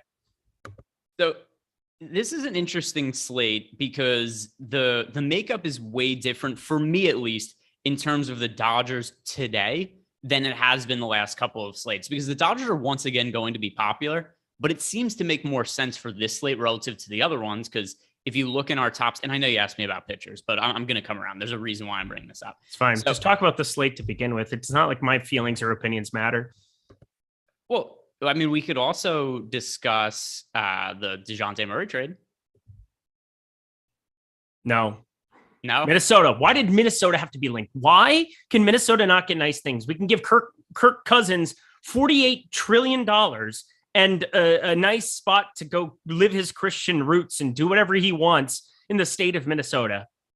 But we have to be linked to DeJounte Murray, who would be, and I do mean this, the perfect fit of any point guard in the entire association starting today in Minnesota. The fact that they were even linked together is just heartbreaking to me. And now you think about Trae Young and DeJounte Murray. I hope they enjoy staggering minutes, or what? They're going to overlap 36. They're going to be on the floor together for like 12 minutes, because I don't see Trae Young playing off the ball. That seems weird to me. Trae Young's going to play off the ball. They don't really have another choice. That's what they're going to have to do. But it's stupid. Why are you doing this to me? I have to be honest. I'm not sure they considered you at all when they made this deal. I could be wrong, but I don't think it came up when the GMs were on the conference call. I'm not having a good day anymore, Greg. You're just really, I feel the knife. I feel it puncturing my skin. You are just twisting and turning and hurting. All right, you've changed my mind. I'll max into the Live Golf thing tomorrow. I'll start reserving lineups. Can you tell the people a fucking pitcher or something? Can you? It sounded like What'd you say, Willy Alex? Wonka. It sounded like a Willy Wonka song he was rhyming there. And so it must be growing. Doesn't have to be a showing. Yeah, there's something is glowing. Something. Eric's like that. Gonna get a All golden ticket, and it's gonna be front row seats to the Live Golf Tour. He's gonna get them in the mail from Prize just a box. Picks. And I said it. I just the next set thing it you on get from fire. Prize Picks, it's gonna be a T-shirt and free tickets to go see Live Golf. I've never understood like the women that were like at the Minnesota Timberwolves games, you know, when they were doing the demonstrations where they dive on the court. I might have to figure out a way to do something at a Live Golf event. Actually, let's guarantee, I will guarantee this. During the Live Golf event tomorrow, there will be a protester somewhere during that coverage. I'm not going to watch, so you guys can enjoy and do whatever. But is it going to be like that lady at the Minnesota Timberwolves game? What I'm saying. Who handcuffed herself to the stanchion of the basket and nobody noticed for 15 minutes. They just kept playing basketball. Yeah, and then the next one who did it the next game got tackled within 3.8 milliseconds. Didn't even touch the floor before they were on the floor. Nobody knew what it was she was protesting. She just was protesting. Well, it ended up being that she was some crazy pedo lady, but going into it, she didn't make any kind of. If you're going to protest, this is good information for the people at home. If you're going to protest, you should let the audience know what it is you're protesting. If you just handcuff yourself to a stanchion at a basketball game, nobody's going to know what the hell it is your cause is. Make your cause known. It's a very good, inspiring thing. I'll take that to heart for Liv. What sign are you bringing to the Liv Golf Tour tomorrow? Because you've guaranteed one protester. I assume it's you. I mean, I could hire somebody. Might put out a Craigslist ad over on the old. You know what? Actually, I'm going to do that during the show. I'm going to put an ad out on Craigslist for somebody to protest. We're going to find something. We're going to do that. I want everybody to tell me what they want on the sign in chat for tomorrow for this ad that I'm going to fill something out. I'm going to post it on Twitter. I'm going to do that during the show. Might have to withdraw some baseball lineups because they might be in trouble now. But, we have all the lineups. I mean, we're in good spot. Not going to have to worry about that. So, Eric, I'm going to save you some money. This is enjoyable. I'm going to save you some money. I'll make you an offer. You get me out of the jailhouse and you pay me some extra on top. I'll just, sub to Stokastic on my back. I think I can do it cheaper than that. I think I think I can do it cheaper expensive. than that. Eric, this is a massive missed opportunity for you. What you should do is you agree to this with Tyler, and then you just never bail him out. Just leave him in prison forever. He loves working here so much. He would really, really miss us. Right? Okay, let's talk pitching. I know, whatever. It's 3:12. Right. We have 48 minutes. We have forever. It's 7 games. Coming off a 15-game slate yesterday. I hope you know. Greg and I can get this done for you people, but best thing about Minnesota is Mall of America. No, it's not. It's cheese curds. Incorrect. You are wrong, sir. Wrong. And also Surly Brewing Company. But I digress. Greg, who's your favorite pitcher to get to on today's slates for tournaments in DraftKings?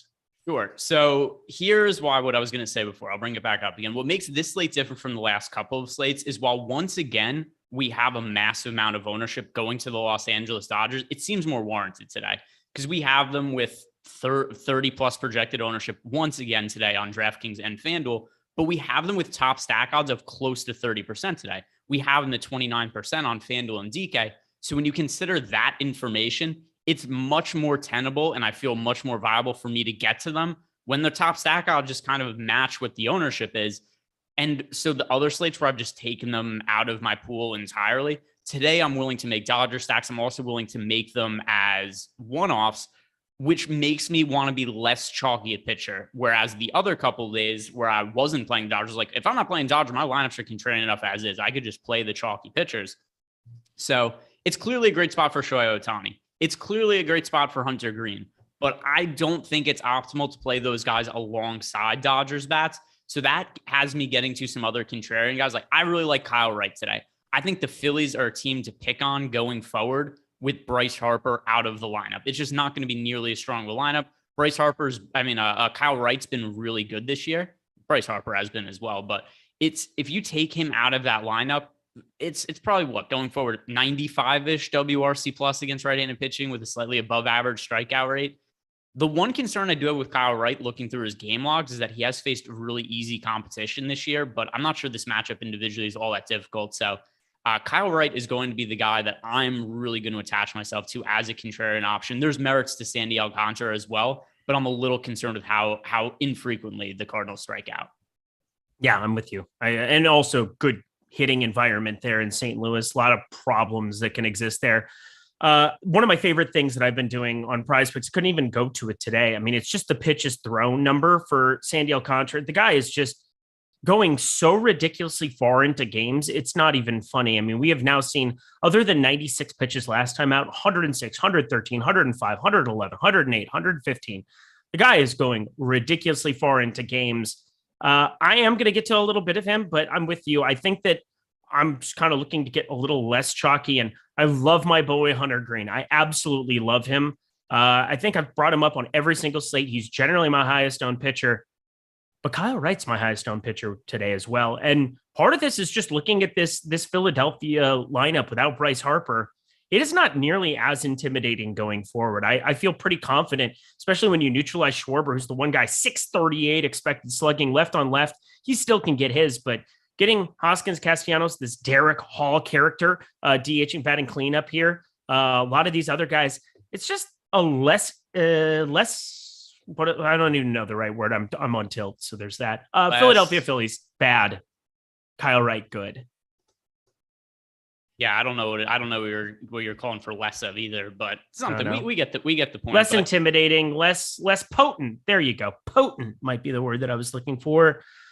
But let's find some other pitchers here too, because there's one guy at the very, very bottom end that I might be having some interest in, but I'm just curious where you're going to be doing with a guy in Shohei Ohtani, who's garnering 45%. Can I get you over or under that number for DraftKings purposes? Was that here that there was the baseball sound? It was definitely just you. You know what it is? All right, I'm an idiot. So here's what it is. Charge. My brother and my sister, when you're at baseball games, you know what I'm talking about? Yeah. My brother and sister-in-law. I've been to a baseball game. Yeah. All right. So that is now the doorbell at my house. When somebody rings the doorbell, that noise goes off. And my parents just got here. They're coming over for dinner after the show today. So that just went off and I got really confused for a second. And then I remembered what it was. All right. That aside, thanks for all that incredible story, Greg. Tell another. Well, I was just confused because the sound went off and I thought I was having which is possible. I could be having a stroke, but it really confused me when I heard that noise. Got dark. Go ahead. Well, it's not normal that you just hear baseball stadium noises in your head while you're in the middle of a show. So is your question, because there was kind of two questions wrapped in there. You Shohei Ohtani over under 45%. We'll work down the board and talk about some other contrarian options because I got a guy.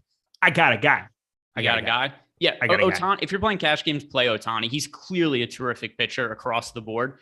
If you're going to be light on the Dodgers today, go ahead and load up on Ohtani. But since I'm getting to the Dodgers today, once again, Ohtani's in my player pool. I just don't get to him in half my lineup. So there's other spots that I'm going to be looking. Okay.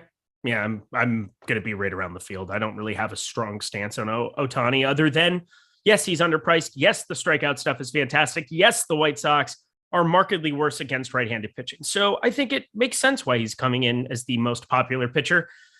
I just can't play everybody, and I would much rather get to around the field or a little bit over on Hunter Green, my boy, and then maybe under on Shohei. So it's just kind of a product of what's going to happen. I do want to get to a little bit of Alcantara, but Kyle Wright, once again, at 17.7% for DraftKings.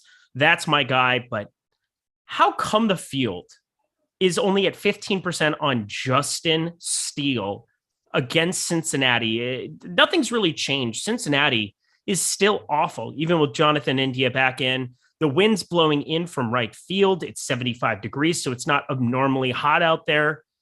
I just feel like he's a really good mid-range option. And if I want to play as many Dodger stacks as what I'm planning on playing today, I got to find some savings. He's kind of my preferred cheapie. Who's your preferred cheapie, Greg?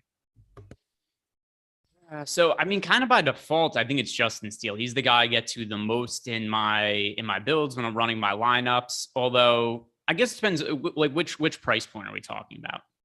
Anybody sub 8K. Okay, so if we're going sub 8K, Michael Kopech, who's 7,600. We've talked about the merits of taking pitchers against the Los Angeles Angels as of late. There's a lot of strikeouts to be had in that lineup. I get that Kopech has not pitched all that great recently, but I still think there's a lot of upside in that arm. And something else to consider is, 2 weeks ago? He had a start where he had to leave early because of sprained ankle. He rolled an ankle on the mound. I think that's probably been something that's contributed to his lack of strikeouts in the last couple of starts. I also think his velocity was down slightly in those last couple of outings, but they're letting him pitch. So I think he's relatively healthy, even if not 100%. And the further away he gets from that ankle/foot injury, I think we're more likely to see higher upside starts from Michael Kopech. So he's risky because in his last 2 starts, he has 6 strikeouts and 5 walks. But this is a high upside strikeout matchup against the Los Angeles Angels. People are not playing Michael Kopech. And I mean, this is somebody who not that long ago was $1,500 more expensive than this and was massively chalky on Slate. So I think he's getting slept on.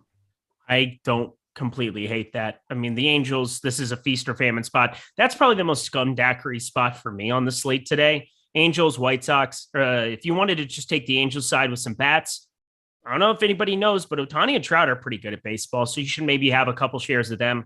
And then on the other side, Kopech, you're just looking at the strikeouts down the line for all of these fellows. Outrageous numbers that you're getting for a number of them. Jared Walsh, 29% there. Velasquez, 33%. Stassi, 28%. Brandon Marsh, 34%. We're talking about some absurd type numbers here from the Angels. And then Trout, Ohtani still strike out quite a bit. So we continue on, though, because I just kind of have to open up the board. There are only 14 pitchers to be plucking today for our lineups. I'm not playing any Marquez. I'm not playing any Urias. I'm not playing any of this Palante character. Is there anybody else that you're also writing off the board for today? Writing off Nick Pivetta just because of his price point. Like, I'm not paying up for Nick Pivetta when he's pitching against the Toronto Blue Jays in Toronto. And we've got pitchers like Justin Steele, Michael Kopech that are also going to be fairly low owned, that are cheaper, and we have with better top pitcher scores than Nick Pivetta. So Pivetta is somebody I feel good about writing off. I want to say that, Cal Quantrill I'm writing off. I would like to write off Dylan Bundy, but since we have the Guardians as being so overowned, if you're playing 150 lineups, I think it's okay to punt in some of those lineups with Dylan Bundy, but he's a low priority. I'm good writing off Ranger Suarez. He hasn't really had that much strikeout upside this year. Are any of these guys pitchers that you're getting to? No, I'm not playing any Pivetta. That was the one guy I wanted to bring up, was just, I don't find him necessary today. And it's very strange to me because my player pool is rather condensed today, especially like from a pitching perspective. I mean, having zero Pivetta, zero Palante, I thought I was going to get to a little bit of Palante. I thought he would kind of be necessary, but I'm playing a lot of him. I suppose the one other guy to talk about, Ranger Suarez. I don't really know what to make of him. He's had a markedly worse season here. I love getting to Austin Riley. I love getting to Marcell Ozuna. You're getting Adam Duvall even in the 7 hole. I'm getting to a lot of these righties up against Suarez.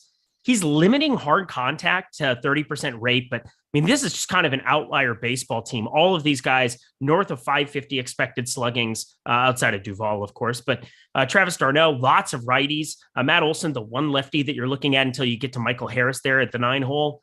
I mean, I don't really know what else to say. I just think it's a beautiful lineup that Atlanta has, 7 righties. And when one of your when your 2 lefties are Matt Olson and Michael Harris II, who's proven to be God in center field and God at the plate, I really just want to get to the lineup more than I do Ranger Suarez. But I think there's at least strikeouts available here in a pretty prominent way. Is Ranger Suarez somebody on your board for today? No. When you gave me the list of pitchers right off, he was on that list for me. So okay, good, cool. Yeah, that's a no. So Ranger Suarez has been weird this year. And by the way, I'm with you. Because it seems like you like the Braves today based on your analysis of those right-handed bats against Ranger Suarez. So Suarez has been nowhere near as good this year as he was last year, but ultimately his numbers have settled, and he's not been terrible, but it's not like he's been great either. 4.23 ERA, 4.14 expected ERA, so pretty middle of the road pitcher. One thing that does give me a little bit of hesitancy in terms of stacking against him, he's only had 1 start the entire season where he's given up more than 3 earned runs. He's only had 1 start this season where he's given up multiple homers.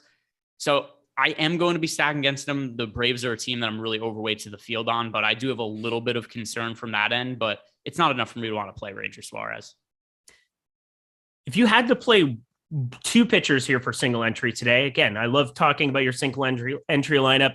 Yesterday, I thought mine was doing pretty good, and then I saw Alex won like everything or finished second in everything in single entry, so he's pretty good at baseball. Osimo, still pretty good. Who are your 2 pitchers that you're looking at for a single entry format? Because you did say you wanted to get a little bit contrarian. Curious who you landed on. Yeah, so there's a couple of different ways to go here. And number one is also going to be this. If you're playing the Dodgers in single entry, then you don't really want to have a pitching combination of Shohei Ohtani, Hunter Green over on FanDuel. You don't really want to be playing Ohtani when that is going to be your offensive team. But if you're looking elsewhere, because I've been playing with a couple different builds, if I'm going to stack the Braves, which is something I might do in single entry, then I'm cool with Ohtani and Green because people aren't playing them. But in terms of picking contrarian pitchers, it would be Kyle Wright and Michael Kopech as the pay up option to differentiate with. and then Kopech as the pay down option to differentiate with. I really don't think people are going to play Kopech very frequently today, especially not in single entry. You really don't think so? No. Oh. I might have to We have him projected for 15% ownership on DK. On FanDuel, we've Kopech projected for 4.9% ownership. I don't think he's going to be popular. Oh, well, then I'm just going to click that button more. It's so weird that Hunter Green is a guy that I normally just jam, and now he's the second most popular pitcher on a main slate. What a time to be alive. What a time to be alive. But I always expected him to be good, so I shouldn't be all that surprised. Ohtani confirmed good. Manoah confirmed good. Alcantara in a terrible spot. Let's go Kyle Wright. Let's go Kopech. That sounds good to me. Anything else from a pitching perspective you would like to cover? A shout out to Pancho Villa. Very, very upset. He says his sex life has dried up ever since he left jail, which my condolences. That's tough to hear. Stokastic Plus Platinum Pass. This is what you guys want to be getting right now using promo code MLB Live. That'll get you 50% off your first month of Stokastic Plus Platinum. Would you like to see all of the great things we have behind the paywall? Well, we're giving you a preview of MLB ownership projections today. Those will be completely free to you. So MLB ownership projections, yay. Fantastic here at Stokastic, giving you guys all of those for no cost whatsoever. But if you want to check out the top pitchers tool, the top stacks tool, which yesterday, if you used, it was free 99. That's the best kind of 99. Hopefully you were able to make some money getting on the Minnesota Twins late like me, as I kept refreshing and getting off the Cleveland Guardians on the other side. Worked out nicely. Hopefully you guys were able to capitalize on something like that, but it's getting updated constantly throughout the day here for MLB. That just makes it so easy to be able to find leverage. You could just get off work, be able to throw in some stacks. Usually it's going to be single entry. I know Neil, Greg, myself, a lot of our single entry teams are just predicated on finding the team that's going the most under-owned and being able to play it in those single entry contests. Works really, really nicely on the fly. So check out the top stacks tool, as well as all the other sports. We still have UFC big card this weekend. If I do remember correctly, John Deere, less big in the PGA Tour, but you know what? At least they have ethics. Check out all of the things that we have over here at Stokastic. Stop guessing, start winning, and check out that using MLB Live as the promo code. MLB Live. Don't confuse it with the other word. All right, 2 stacks we go, Gregory. What other word?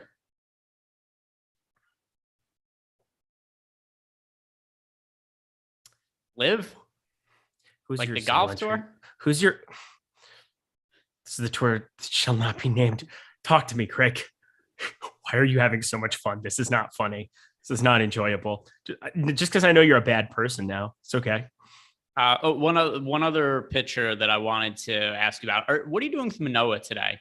Who we have being, slightly overowned, kind of tough matchup. He's also been priced down. The strikeout's been weird this year. They're all over the place. Sometimes the strikeouts are there for Manoah.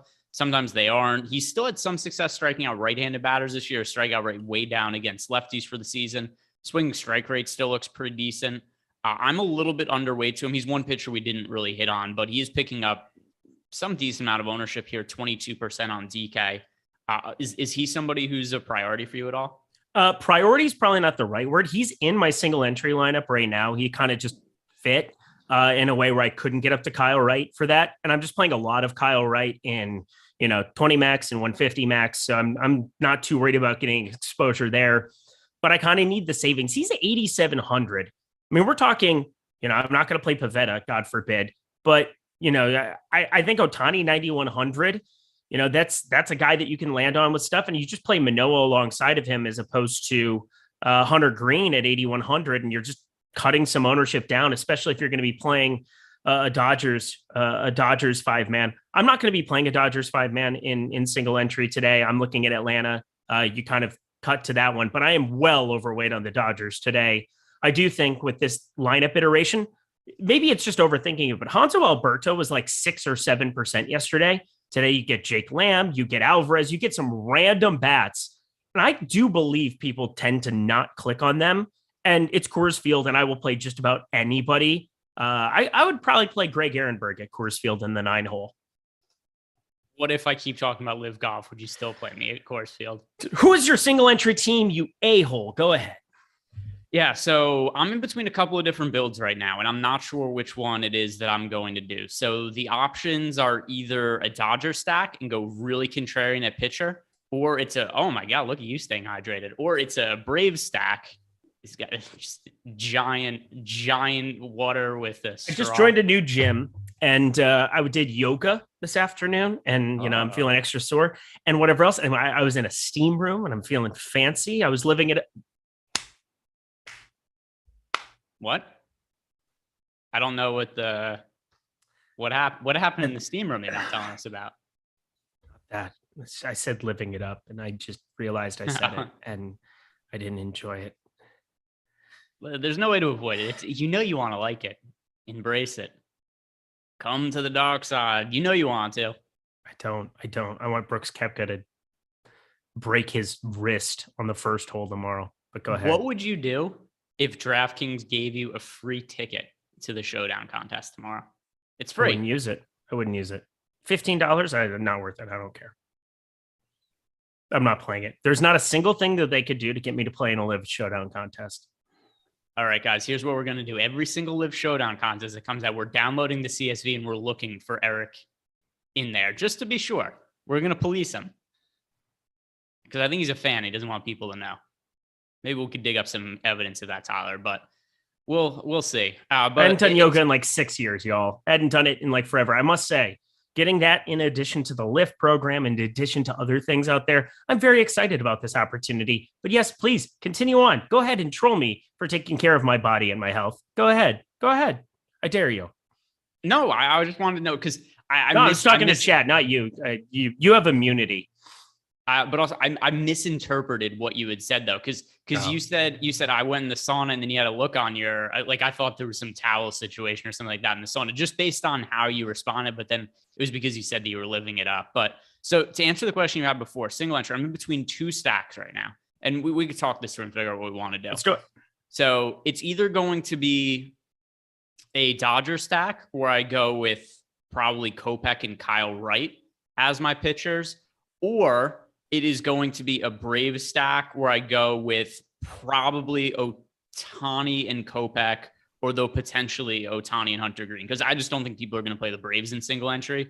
So I would be fine to just roster whichever pitchers I like in that case. I'm kind of leaning towards, because I think that Kopech, I don't think he's that much different looking than Hunter Green for me today, just based on the fact is I think he's going to have like a third of the ownership of Hunter Green in single entry. I feel best about the Ohtani Kopech combination with the Brave stack. I think for me, the Braves just stand out because outrageous amount of power. Think about it this way. Like the Dodgers have 2K pieces like Jake Lamb. They have, Gavin Lux in the back end of it for cheap. Eddie Alvarez makes it pretty easy to ensemble a 5-man Dodger stack. And I think I want to just get as many iterations as I can of that throughout a number of lineups. When I'm thinking about like single entry, what people are going to do, especially as you like play the $121 or the $25 or whichever ones that you decide to get in for today, I feel like the Dodgers end up even a little bit higher owned than what they're going to be in like a 150 max setting. And that just makes me naturally inclined to be like, what's the next offense on the board, 1 through 9, that I would really want to get to? And I look at the Braves, even a Matt Olson left on left situation, Michael Harris if he falls into the lineup, but especially those righties. I don't know how you get away from them coming in at their current ownership against Suarez in a great hitting environment, over 80 degrees in Philadelphia here. You get the 9-inning bump, you get everything that you get from the Dodgers, where great hitting environment, 9th inning bump. But like, I just love Austin Riley, sub 10%. Every bat is sub 8% in the entire lineup. If you look on Cruncher with it, that makes it pretty impossible for me to get away from in like a single entry format when I truly think that they're the second best stack on the board today. Yeah, and I'm going to refresh ownership right now to see where we're at. So the more we talk about it, and I was kind of leaning this way anyway, is I think I'm going to side with the Atlanta Braves in single entry. If you look at the tools right now, 5.5% ownership share, 9.9% chance to be a top stack. By the way, as we've done the show, the ownership on the Dodgers goes up by 1 or 2% every 15 minutes or so. So we now have them up to 33% ownership over on DK FanDuel. It's still more reasonable, 28.9%. But still, both FanDuel and DK, the Braves do look quite underowned. We have them at 4% ownership on FanDuel, 10% chance to be a top stack. So I think the Braves are the way I'm going to be going in single entry. I think that's the team that warrants the most ownership relative to where the field is at on them. All right, Gabriel Meefrin bringing a $5 super chat. We appreciate you so much. Asking more of a baseball specific, how we kind of go through the analysis of this, Greg. He asks, should I be targeting right-handed bats at left-handed pitchers or right-handed bats at right-handed pitchers? Just looking for some direction here as a newbie to MLB DFS. Thanks, guys. Great question. If you're brand new to DFS, no problem whatsoever. Generally, you talk about the platoon split being a lefty. When you have a right-handed bat, you'd prefer them facing a lefty and vice versa. But then you run into situations like with Aaron Judge, where we have a career sample size where he just smashes right-handed pitching to the moon. And lefties, it's not that he's bad against it. He's just markedly better against righties. You get these reverse splits kind of situations. So I'm curious, Greg, how do you go about analyzing handedness? I don't really care all that much. So here's one of the issues too. When you're not an issue, but if you're stacking a team, you know, if somebody is a right-handed batter that's going up against left-handed pitching, they just smash lefties like Aaron Judge today, Giancarlo Stanton, then yes, they're always going to look better against a right-hand pitcher, but it's all going to be accounted for in our ownership projections, our player projections, you know, all of that stuff. So it's all already included in the data. You don't have to overcompensate and be like, oh, look, this guy's projected for 9 fantasy points, but he's a righty against a lefty. Therefore, I'm changing his projection to 9.5. It's already it's already taken into account for. But something else to consider too is if you're stacking a team, you aren't considering, or if the stack goes well, the starting pitcher isn't throwing 7 innings. If the pitcher is throwing 7 innings, your stack probably sucks anyway. So there's a good chance that your team that you're stacking is not going to be facing the same pit. If your stack does well, they're not going to be facing the same pitcher 4 or 5 innings into the game. And if there's a spot where you are getting a massive ownership discount on, let's say, the Yankees are playing the A's today and Cole Irvin's the pitcher, everybody's playing Giancarlo Stanton, DJ LeMahieu, Aaron Judge, maybe Anthony Rizzo is getting overlooked. So ultimately, it's going to depend on ownership and individual projections. But there's not a one size rule fits all. Like I'm fine with playing lefties against left-handed pitching. I'm fine with righties against right-handed pitching. It's not something that I individually consider that much. I care more about the player projections, the team stack percentage odds, and then just the ownerships. Yeah, in the back of my brain too, I feel like lefties always get kind of a bad rap against left-handed pitching. People end up avoiding them to some extent with a Matt Olson type. That's why I'm making sure I get quite a bit of Matt Olson here today. I'm just saying it tends to be something that I think gets a little bit over accentuated. But then the natural platoon guys like a Jock Peterson against a righty, he might get pinch hit for. A Jordan Luplow for Arizona leads off against lefties. There's certain things that you inherently start to understand, but you know, always understanding that it's a relationship between price and ownership. And that's kind of really what we're worried about the most when it comes to analyzing a player and just trying to get raw points. Let's get some points in our lives. So yeah, play the guys who score the most points. There's hashtag analysis for everybody involved. But we have more stacks to talk about, my dear friend. Things that need to be discussed. And that is the Los Angeles Dodgers. Oh my God, Jake Lamb. Jake Lamb is back in our lives. And for those who don't know, Jake Lamb has been a wandering lefty for however many years. I don't know. He was awesome in Arizona. Hasn't really found anything since then. And the Dodgers, they took on the project because he's got a crazy amount of power. 290, 395, 537 slash line with 15 homers in Oklahoma City. Now, one of the better hitting AAA ballparks. So there's that. But 15 homers is no joke. He's 2K flat. He might get pinch hit for Justin Turner at some point in this game, but I don't care. He's 2K flat, and he makes everything work for the Dodgers for me today. How do you feel about this as a team to stack up today? So just the Dodgers as a whole? Yeah, the Dodgers as a whole, and all the things I said, but well, you know. Okay. So living your thoughts life. on Jake Lamb also. I don't put too much weight into his minor league numbers, but I also don't care because he's a min price hitter hitting in the middle of a good order at Coors Field. So he's an excellent value play any way you slice it. The only thing I would caution people against is don't go out and play like 80% of Jake Lamb or something crazy. If you run an optimizer and don't put any kind of restriction on it, Jake Lamb's going to pop up in everything. he is a massive risk to get pinch hit for. And he's also been bad for a very long time now. So we haven't seen him at the big league level this year. He's one plate appearance with the Dodgers this year. So no real weight put into that. There was a point in time where he was a good hitter, but 2021, 87 WRC plus, 2020, 76, 2019, 79, 2018, 77. Cash games, play Jake Lamb. In tournaments, he's clearly the best value hitter. I would just caution people against playing a crazy amount of Jake Lamb as a one-off, because there is a risk of, number one, him being bad, and then number two, him getting pinch hit for and only getting 2 plate appearances or something like that in this game. So overall, though, as it pertains to the Dodgers, I think they're infinitely more playable today than they were the last couple of slates because their top stack odds are so much higher. But I do still think it's a team to be underweight too. Okay. Well, I'm overweight to the Dodgers, so that's cool. Glad we had that talk. I'm overweight to them.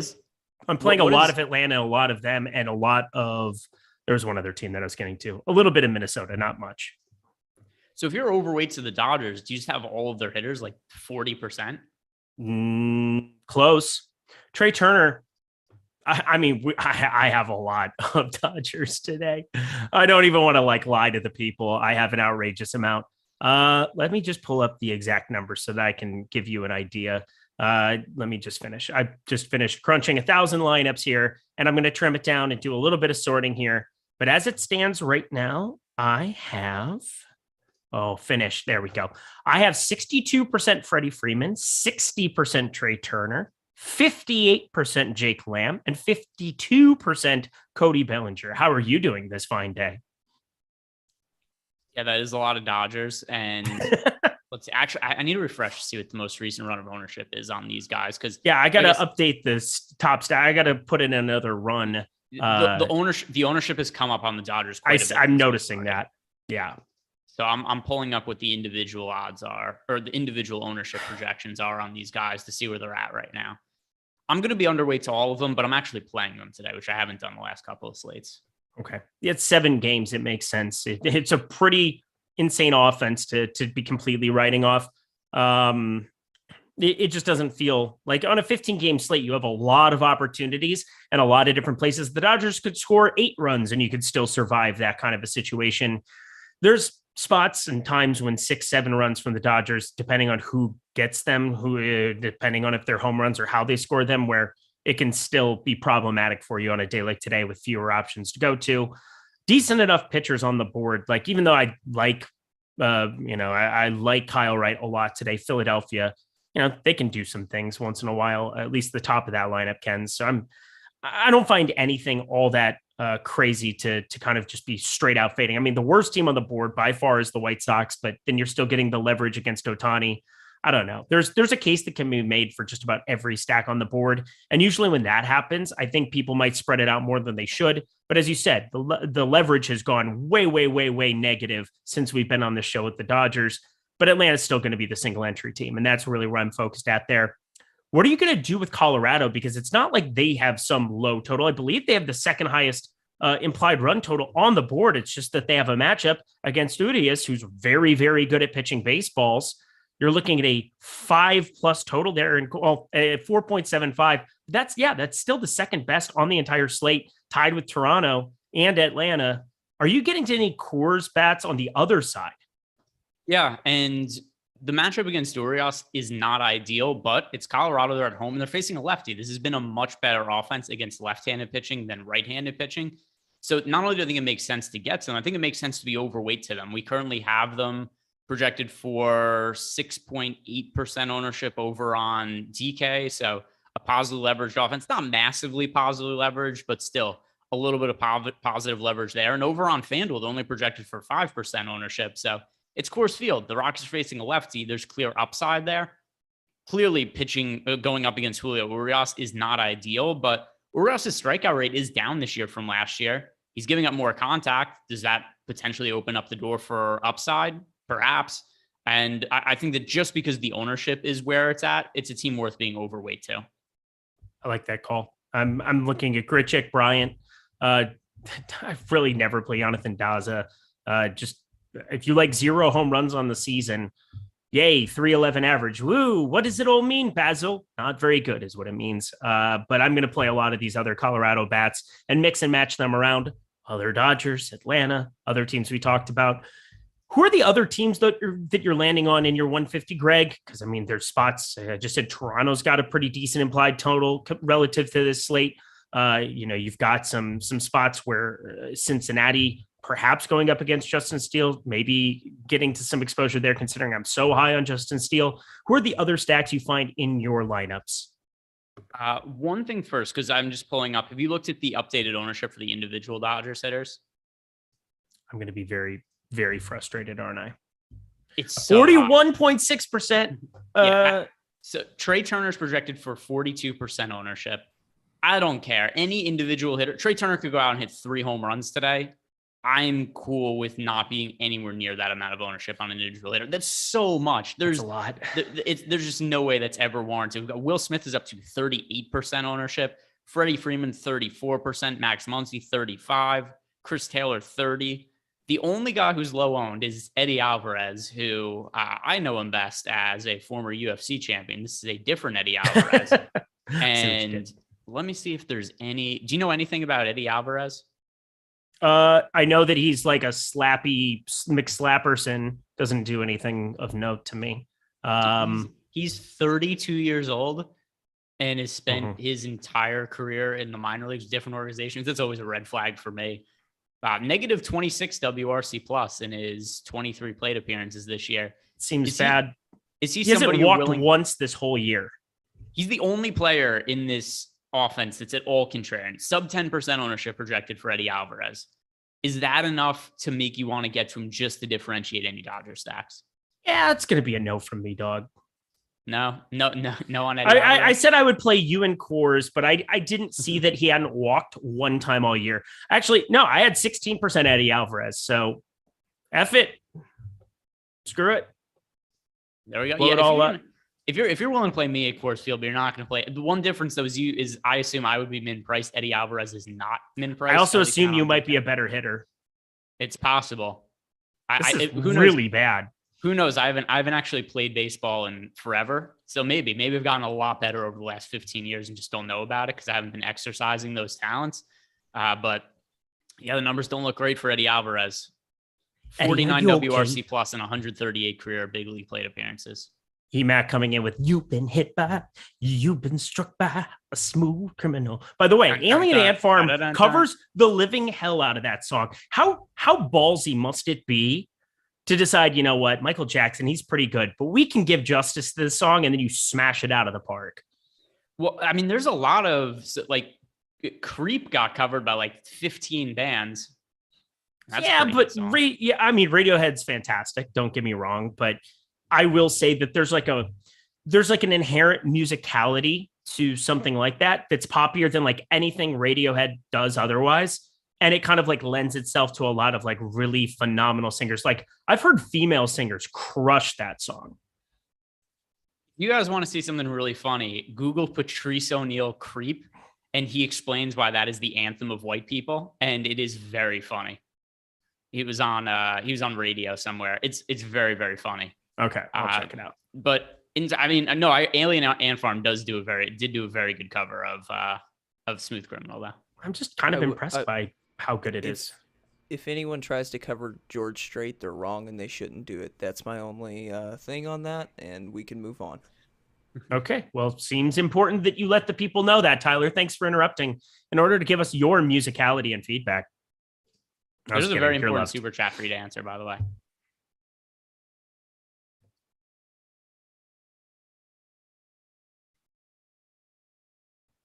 I'm nervous. I had to read through it because I knew you were gonna.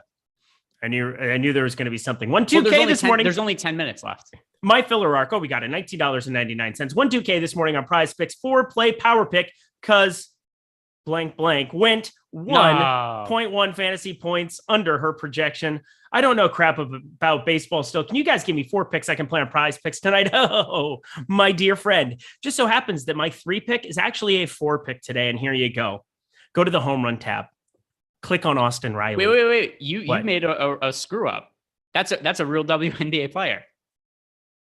Oh, it is? Yeah. Oh, that's fantastic. DeWanna Boner. Yep. Yeah. You just lied to me, didn't you? Number one, You're lying. I was going to lie to you anyway, but I promise you that is a real WNBA player on the. It's Dewana Bonner. It's got 2 N's. God, you guys are awful people. There's 2 N's in the last name. That's got to be Bonner. It's a real. I mean, you can call it whatever you want, but that's a real WNBA player. There's no. That's Dewana Bonner. Bonner. You people. God, whatever. First one's better. Yeah, thanks, Andrew Johnson. There you go. Before picks, Austin Riley over home runs for Matt Olson, Austin Riley, and I believe Duvall is the other guy in the combination, along with, and again, these are averaging out to being way minus odds for me. So I'm feeling pretty good about these 4 in conjunction. And then Will Smith, 7.5 fantasy points, way too low for Will Smith there. Alongside, you get 1, 2, 3 at Coors Field. Trey Turner, Freddie Freeman, Will Smith, 1, 2, 3. They haven't given us the opportunity to play all 3 together. I am smashing that together. And I'm boxing a lot of stuff with Turner, a lot of stuff with Freeman. I am hoping the Dodgers do well today because Prize Picks gave me that opportunity to hammer it. So you need to take advantage. Greg, anything on the Prize Picks board for you today? Let me check because I do have some sportsbook bets for today, but I haven't looked to see what kind of odds have moved or anything like that. Kyle Wright's at 5 strikeouts over there, by the way. Also phenomenal. 4.5 on FanDuel. Ooh, that's sexier.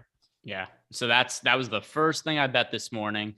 And then, actually, my other bet was from earlier also. So Kyle Wright at 5 strikeouts. I still like the over on that number. It's not as appealing as the 4.5 number. Another one I really liked today, but it was from a game that already happened, was Austin Voth was over under 3.5 strikeouts. That was way too high for a guy who doesn't generate strikeouts and was just an opener. But that game has already happened, so nothing else to say there. Let's see. What are some of the pitcher fantasy scores over on Prize Picks? I don't mind the over 28.5 for Michael Kopech. That's a low number. That's a very low number. I have 1 share of Eddie Alvarez now. I just wanted that. I wanted to make sure that people knew that he sucks and they shouldn't play him. Anything else? I'm scrolling through. No, that's the one I'm gonna. Michael Kopech. That's also my contrarian playing DFS today. Michael Kopech over fantasy points over on Prize Picks. Really low number for him at 28.5. And actually, another one that kind of looks low is Hunter Green at 27.5. That does seem a little bit low. FanDuel scoring is the exact way that pitching scoring goes. DraftKings, it's batters. DraftKings scoring for batters over on Prize Picks for everybody who doesn't play that every single day. Like me and my friend Emac, who I saw in the chat there as well. Best of luck to us tonight, my friend. I think we're going to get this one across the line. We both have our $500 free play that we're putting to use. You can win up to $5,000 on it from the Prize Picks achievements that you had through the NBA Finals. So hopefully one-time dealer, that would turn out very, very nicely. But I go back to stacks. Anything else that you really want to touch on? Anything else? I think that there's always on a 7-game slate a case to be made for stacking up a team like the White Sox just to have massive leverage against the most popular pitcher. I'm more inclined to find that leverage with other pitchers that aren't Shohei Ohtani, like Hunter Green. I'd rather get to some Cubs bats. I think they at least have some ammunition maybe up against him. And we've seen those walks and the home runs and everything happen for Hunter Green. Can't really do it against Alcantara either. I mean, that's pretty much it. That's my most contrarian stack would be the Cubs, but that's about all that I'm going to be doing today. What are you doing with the Cleveland Guardians, who are projected to be massively popular now? 12.7% ownership on DraftKings.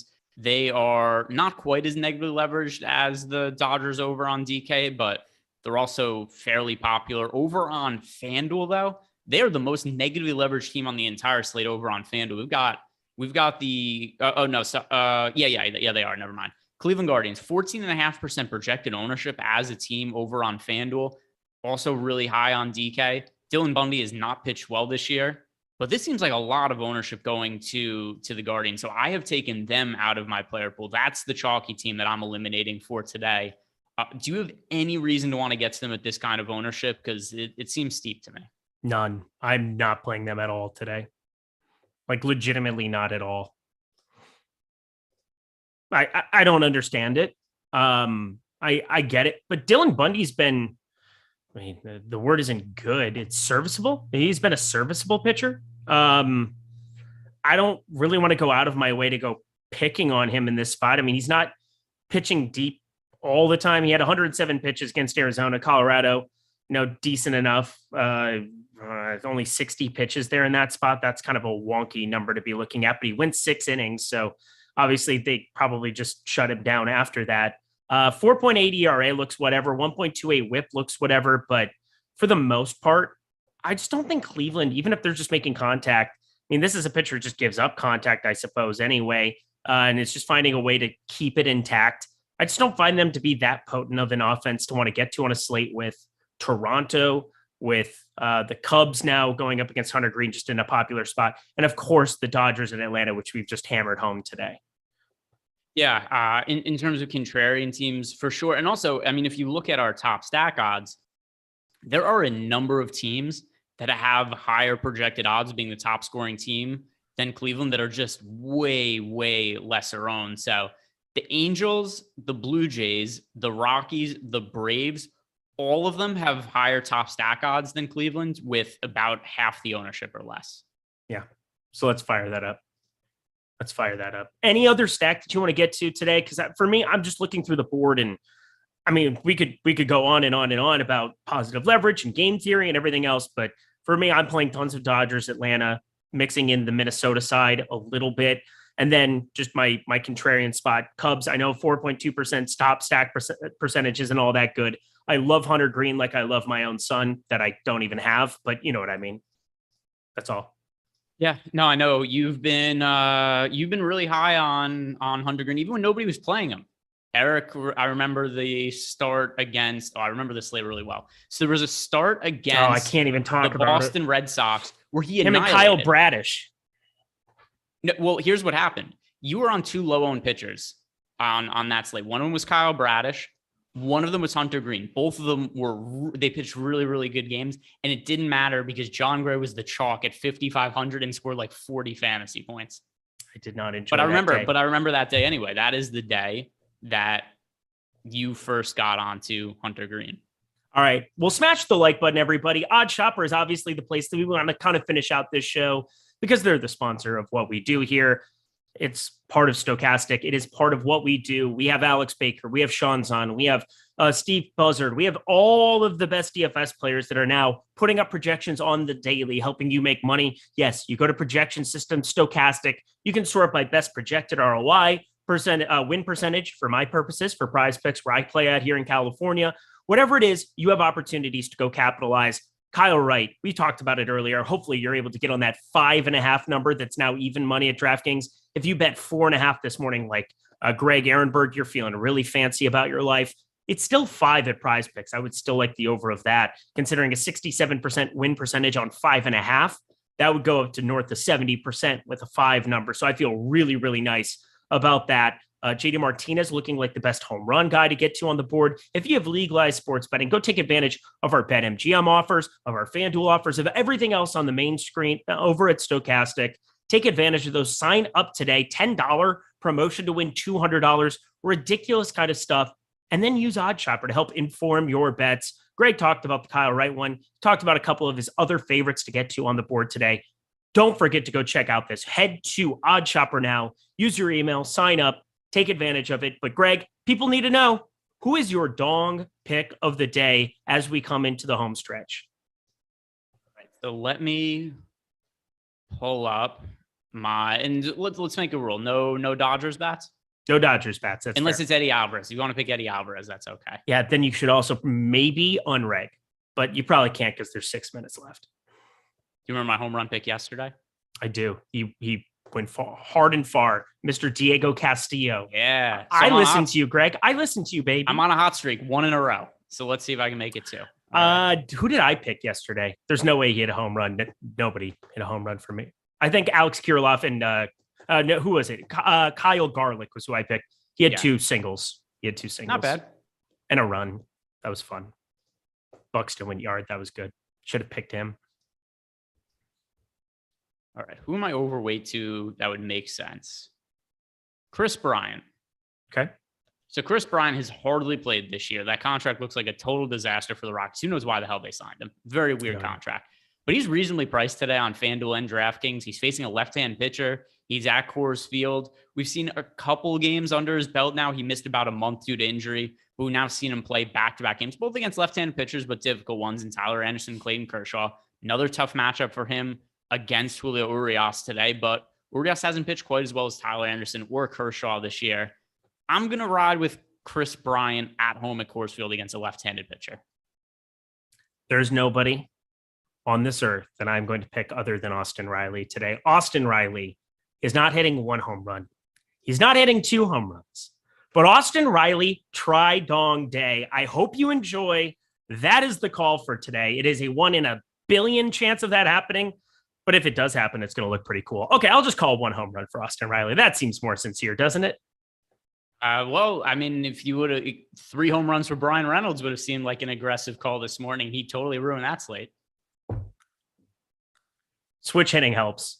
Guy just goes to the other side of the plate and hits a bomb for his third. Just what a beaut that guy is. What? Let me think. Are we going to do second home run picks? Because I'm looking through this to try to find it. Sure, I would love that. I would love to make Tyler work an extra 4 minutes. Good point. All right, so let's do like 8 more home run picks then. I think we should name 15 home run picks in a diatribe. We should make it a poem in the next 14 minutes. Did you So just I'm gonna say pull up diatribe off the top of your head? That's impressive, and I want to give you credit because I have no idea what that word means. We know, and it's not that impressive. Thanks, Greg. Go ahead. So I'm pulling up Odd Shopper right now to look at what some of the top overall bets are for tonight. And, you know, most of these bets are, well, actually, a lot of the top bets were from earlier games. Still, the number 1 overall bet is the Kyle Wright one that I mentioned before. By the way, that 5 number is pretty crazy over on Prize Picks. By the way, the 4.5 number doesn't exist anymore. Books have all moved that up to 5.5. So 4.5, hopefully you guys bet that early in the day. What else looks good for today? There's really no home run picks that look all that appealing. I don't really want to get to Ohtani when he's pitching. I'm high on Kopech, so I want to go. You know, it's one of our top looking home run bets here. Austin Riley. Austin Riley. Plus 400 to homer today. Daddy needs a new bicycle. Let's go. Yeah. All right. So I'll go with Austin Riley as my betting pick as well for tonight. Oh my God. Hang on. Let's go. That's how we do this. Let's That's how we end a baby, show, my docking. friends. Yeah. That's how we end a show. Best of luck to everybody out in the MLB streets tonight. Thank you to Odd Shopper. Thank you to everybody in chat hanging out. The nicest thing you can do to finish this show off correctly, if you enjoyed the trolling, if you enjoyed all the banter, the banter, as they would say on Love Island, the English edition, hit that like button, hit that subscribe button. If you're joining us for the first time, great to have you here. But that like button goes a really, really long ways. And it makes Greg and I look cool, and we want to look cool. That's the point of life. Greg, any final words for the people before you go have dinner with your family once again, because you're a family man? Let's go Braves. Let's go Braves. Let's go Braves. It's time. Thank you to Tyler Zander behind the virtual glass. He has to go work again. That's the beauty of this world. Check out the PGA Live Before Lock. Live before lock. Jason and Ben. It would make sense for this I'm one. not listening to you. Goodbye. We are leaving. That's all. But this is the one where live before lock No. actually makes sense though. I know it does, but I don't want to listen to it. I'm not watching it.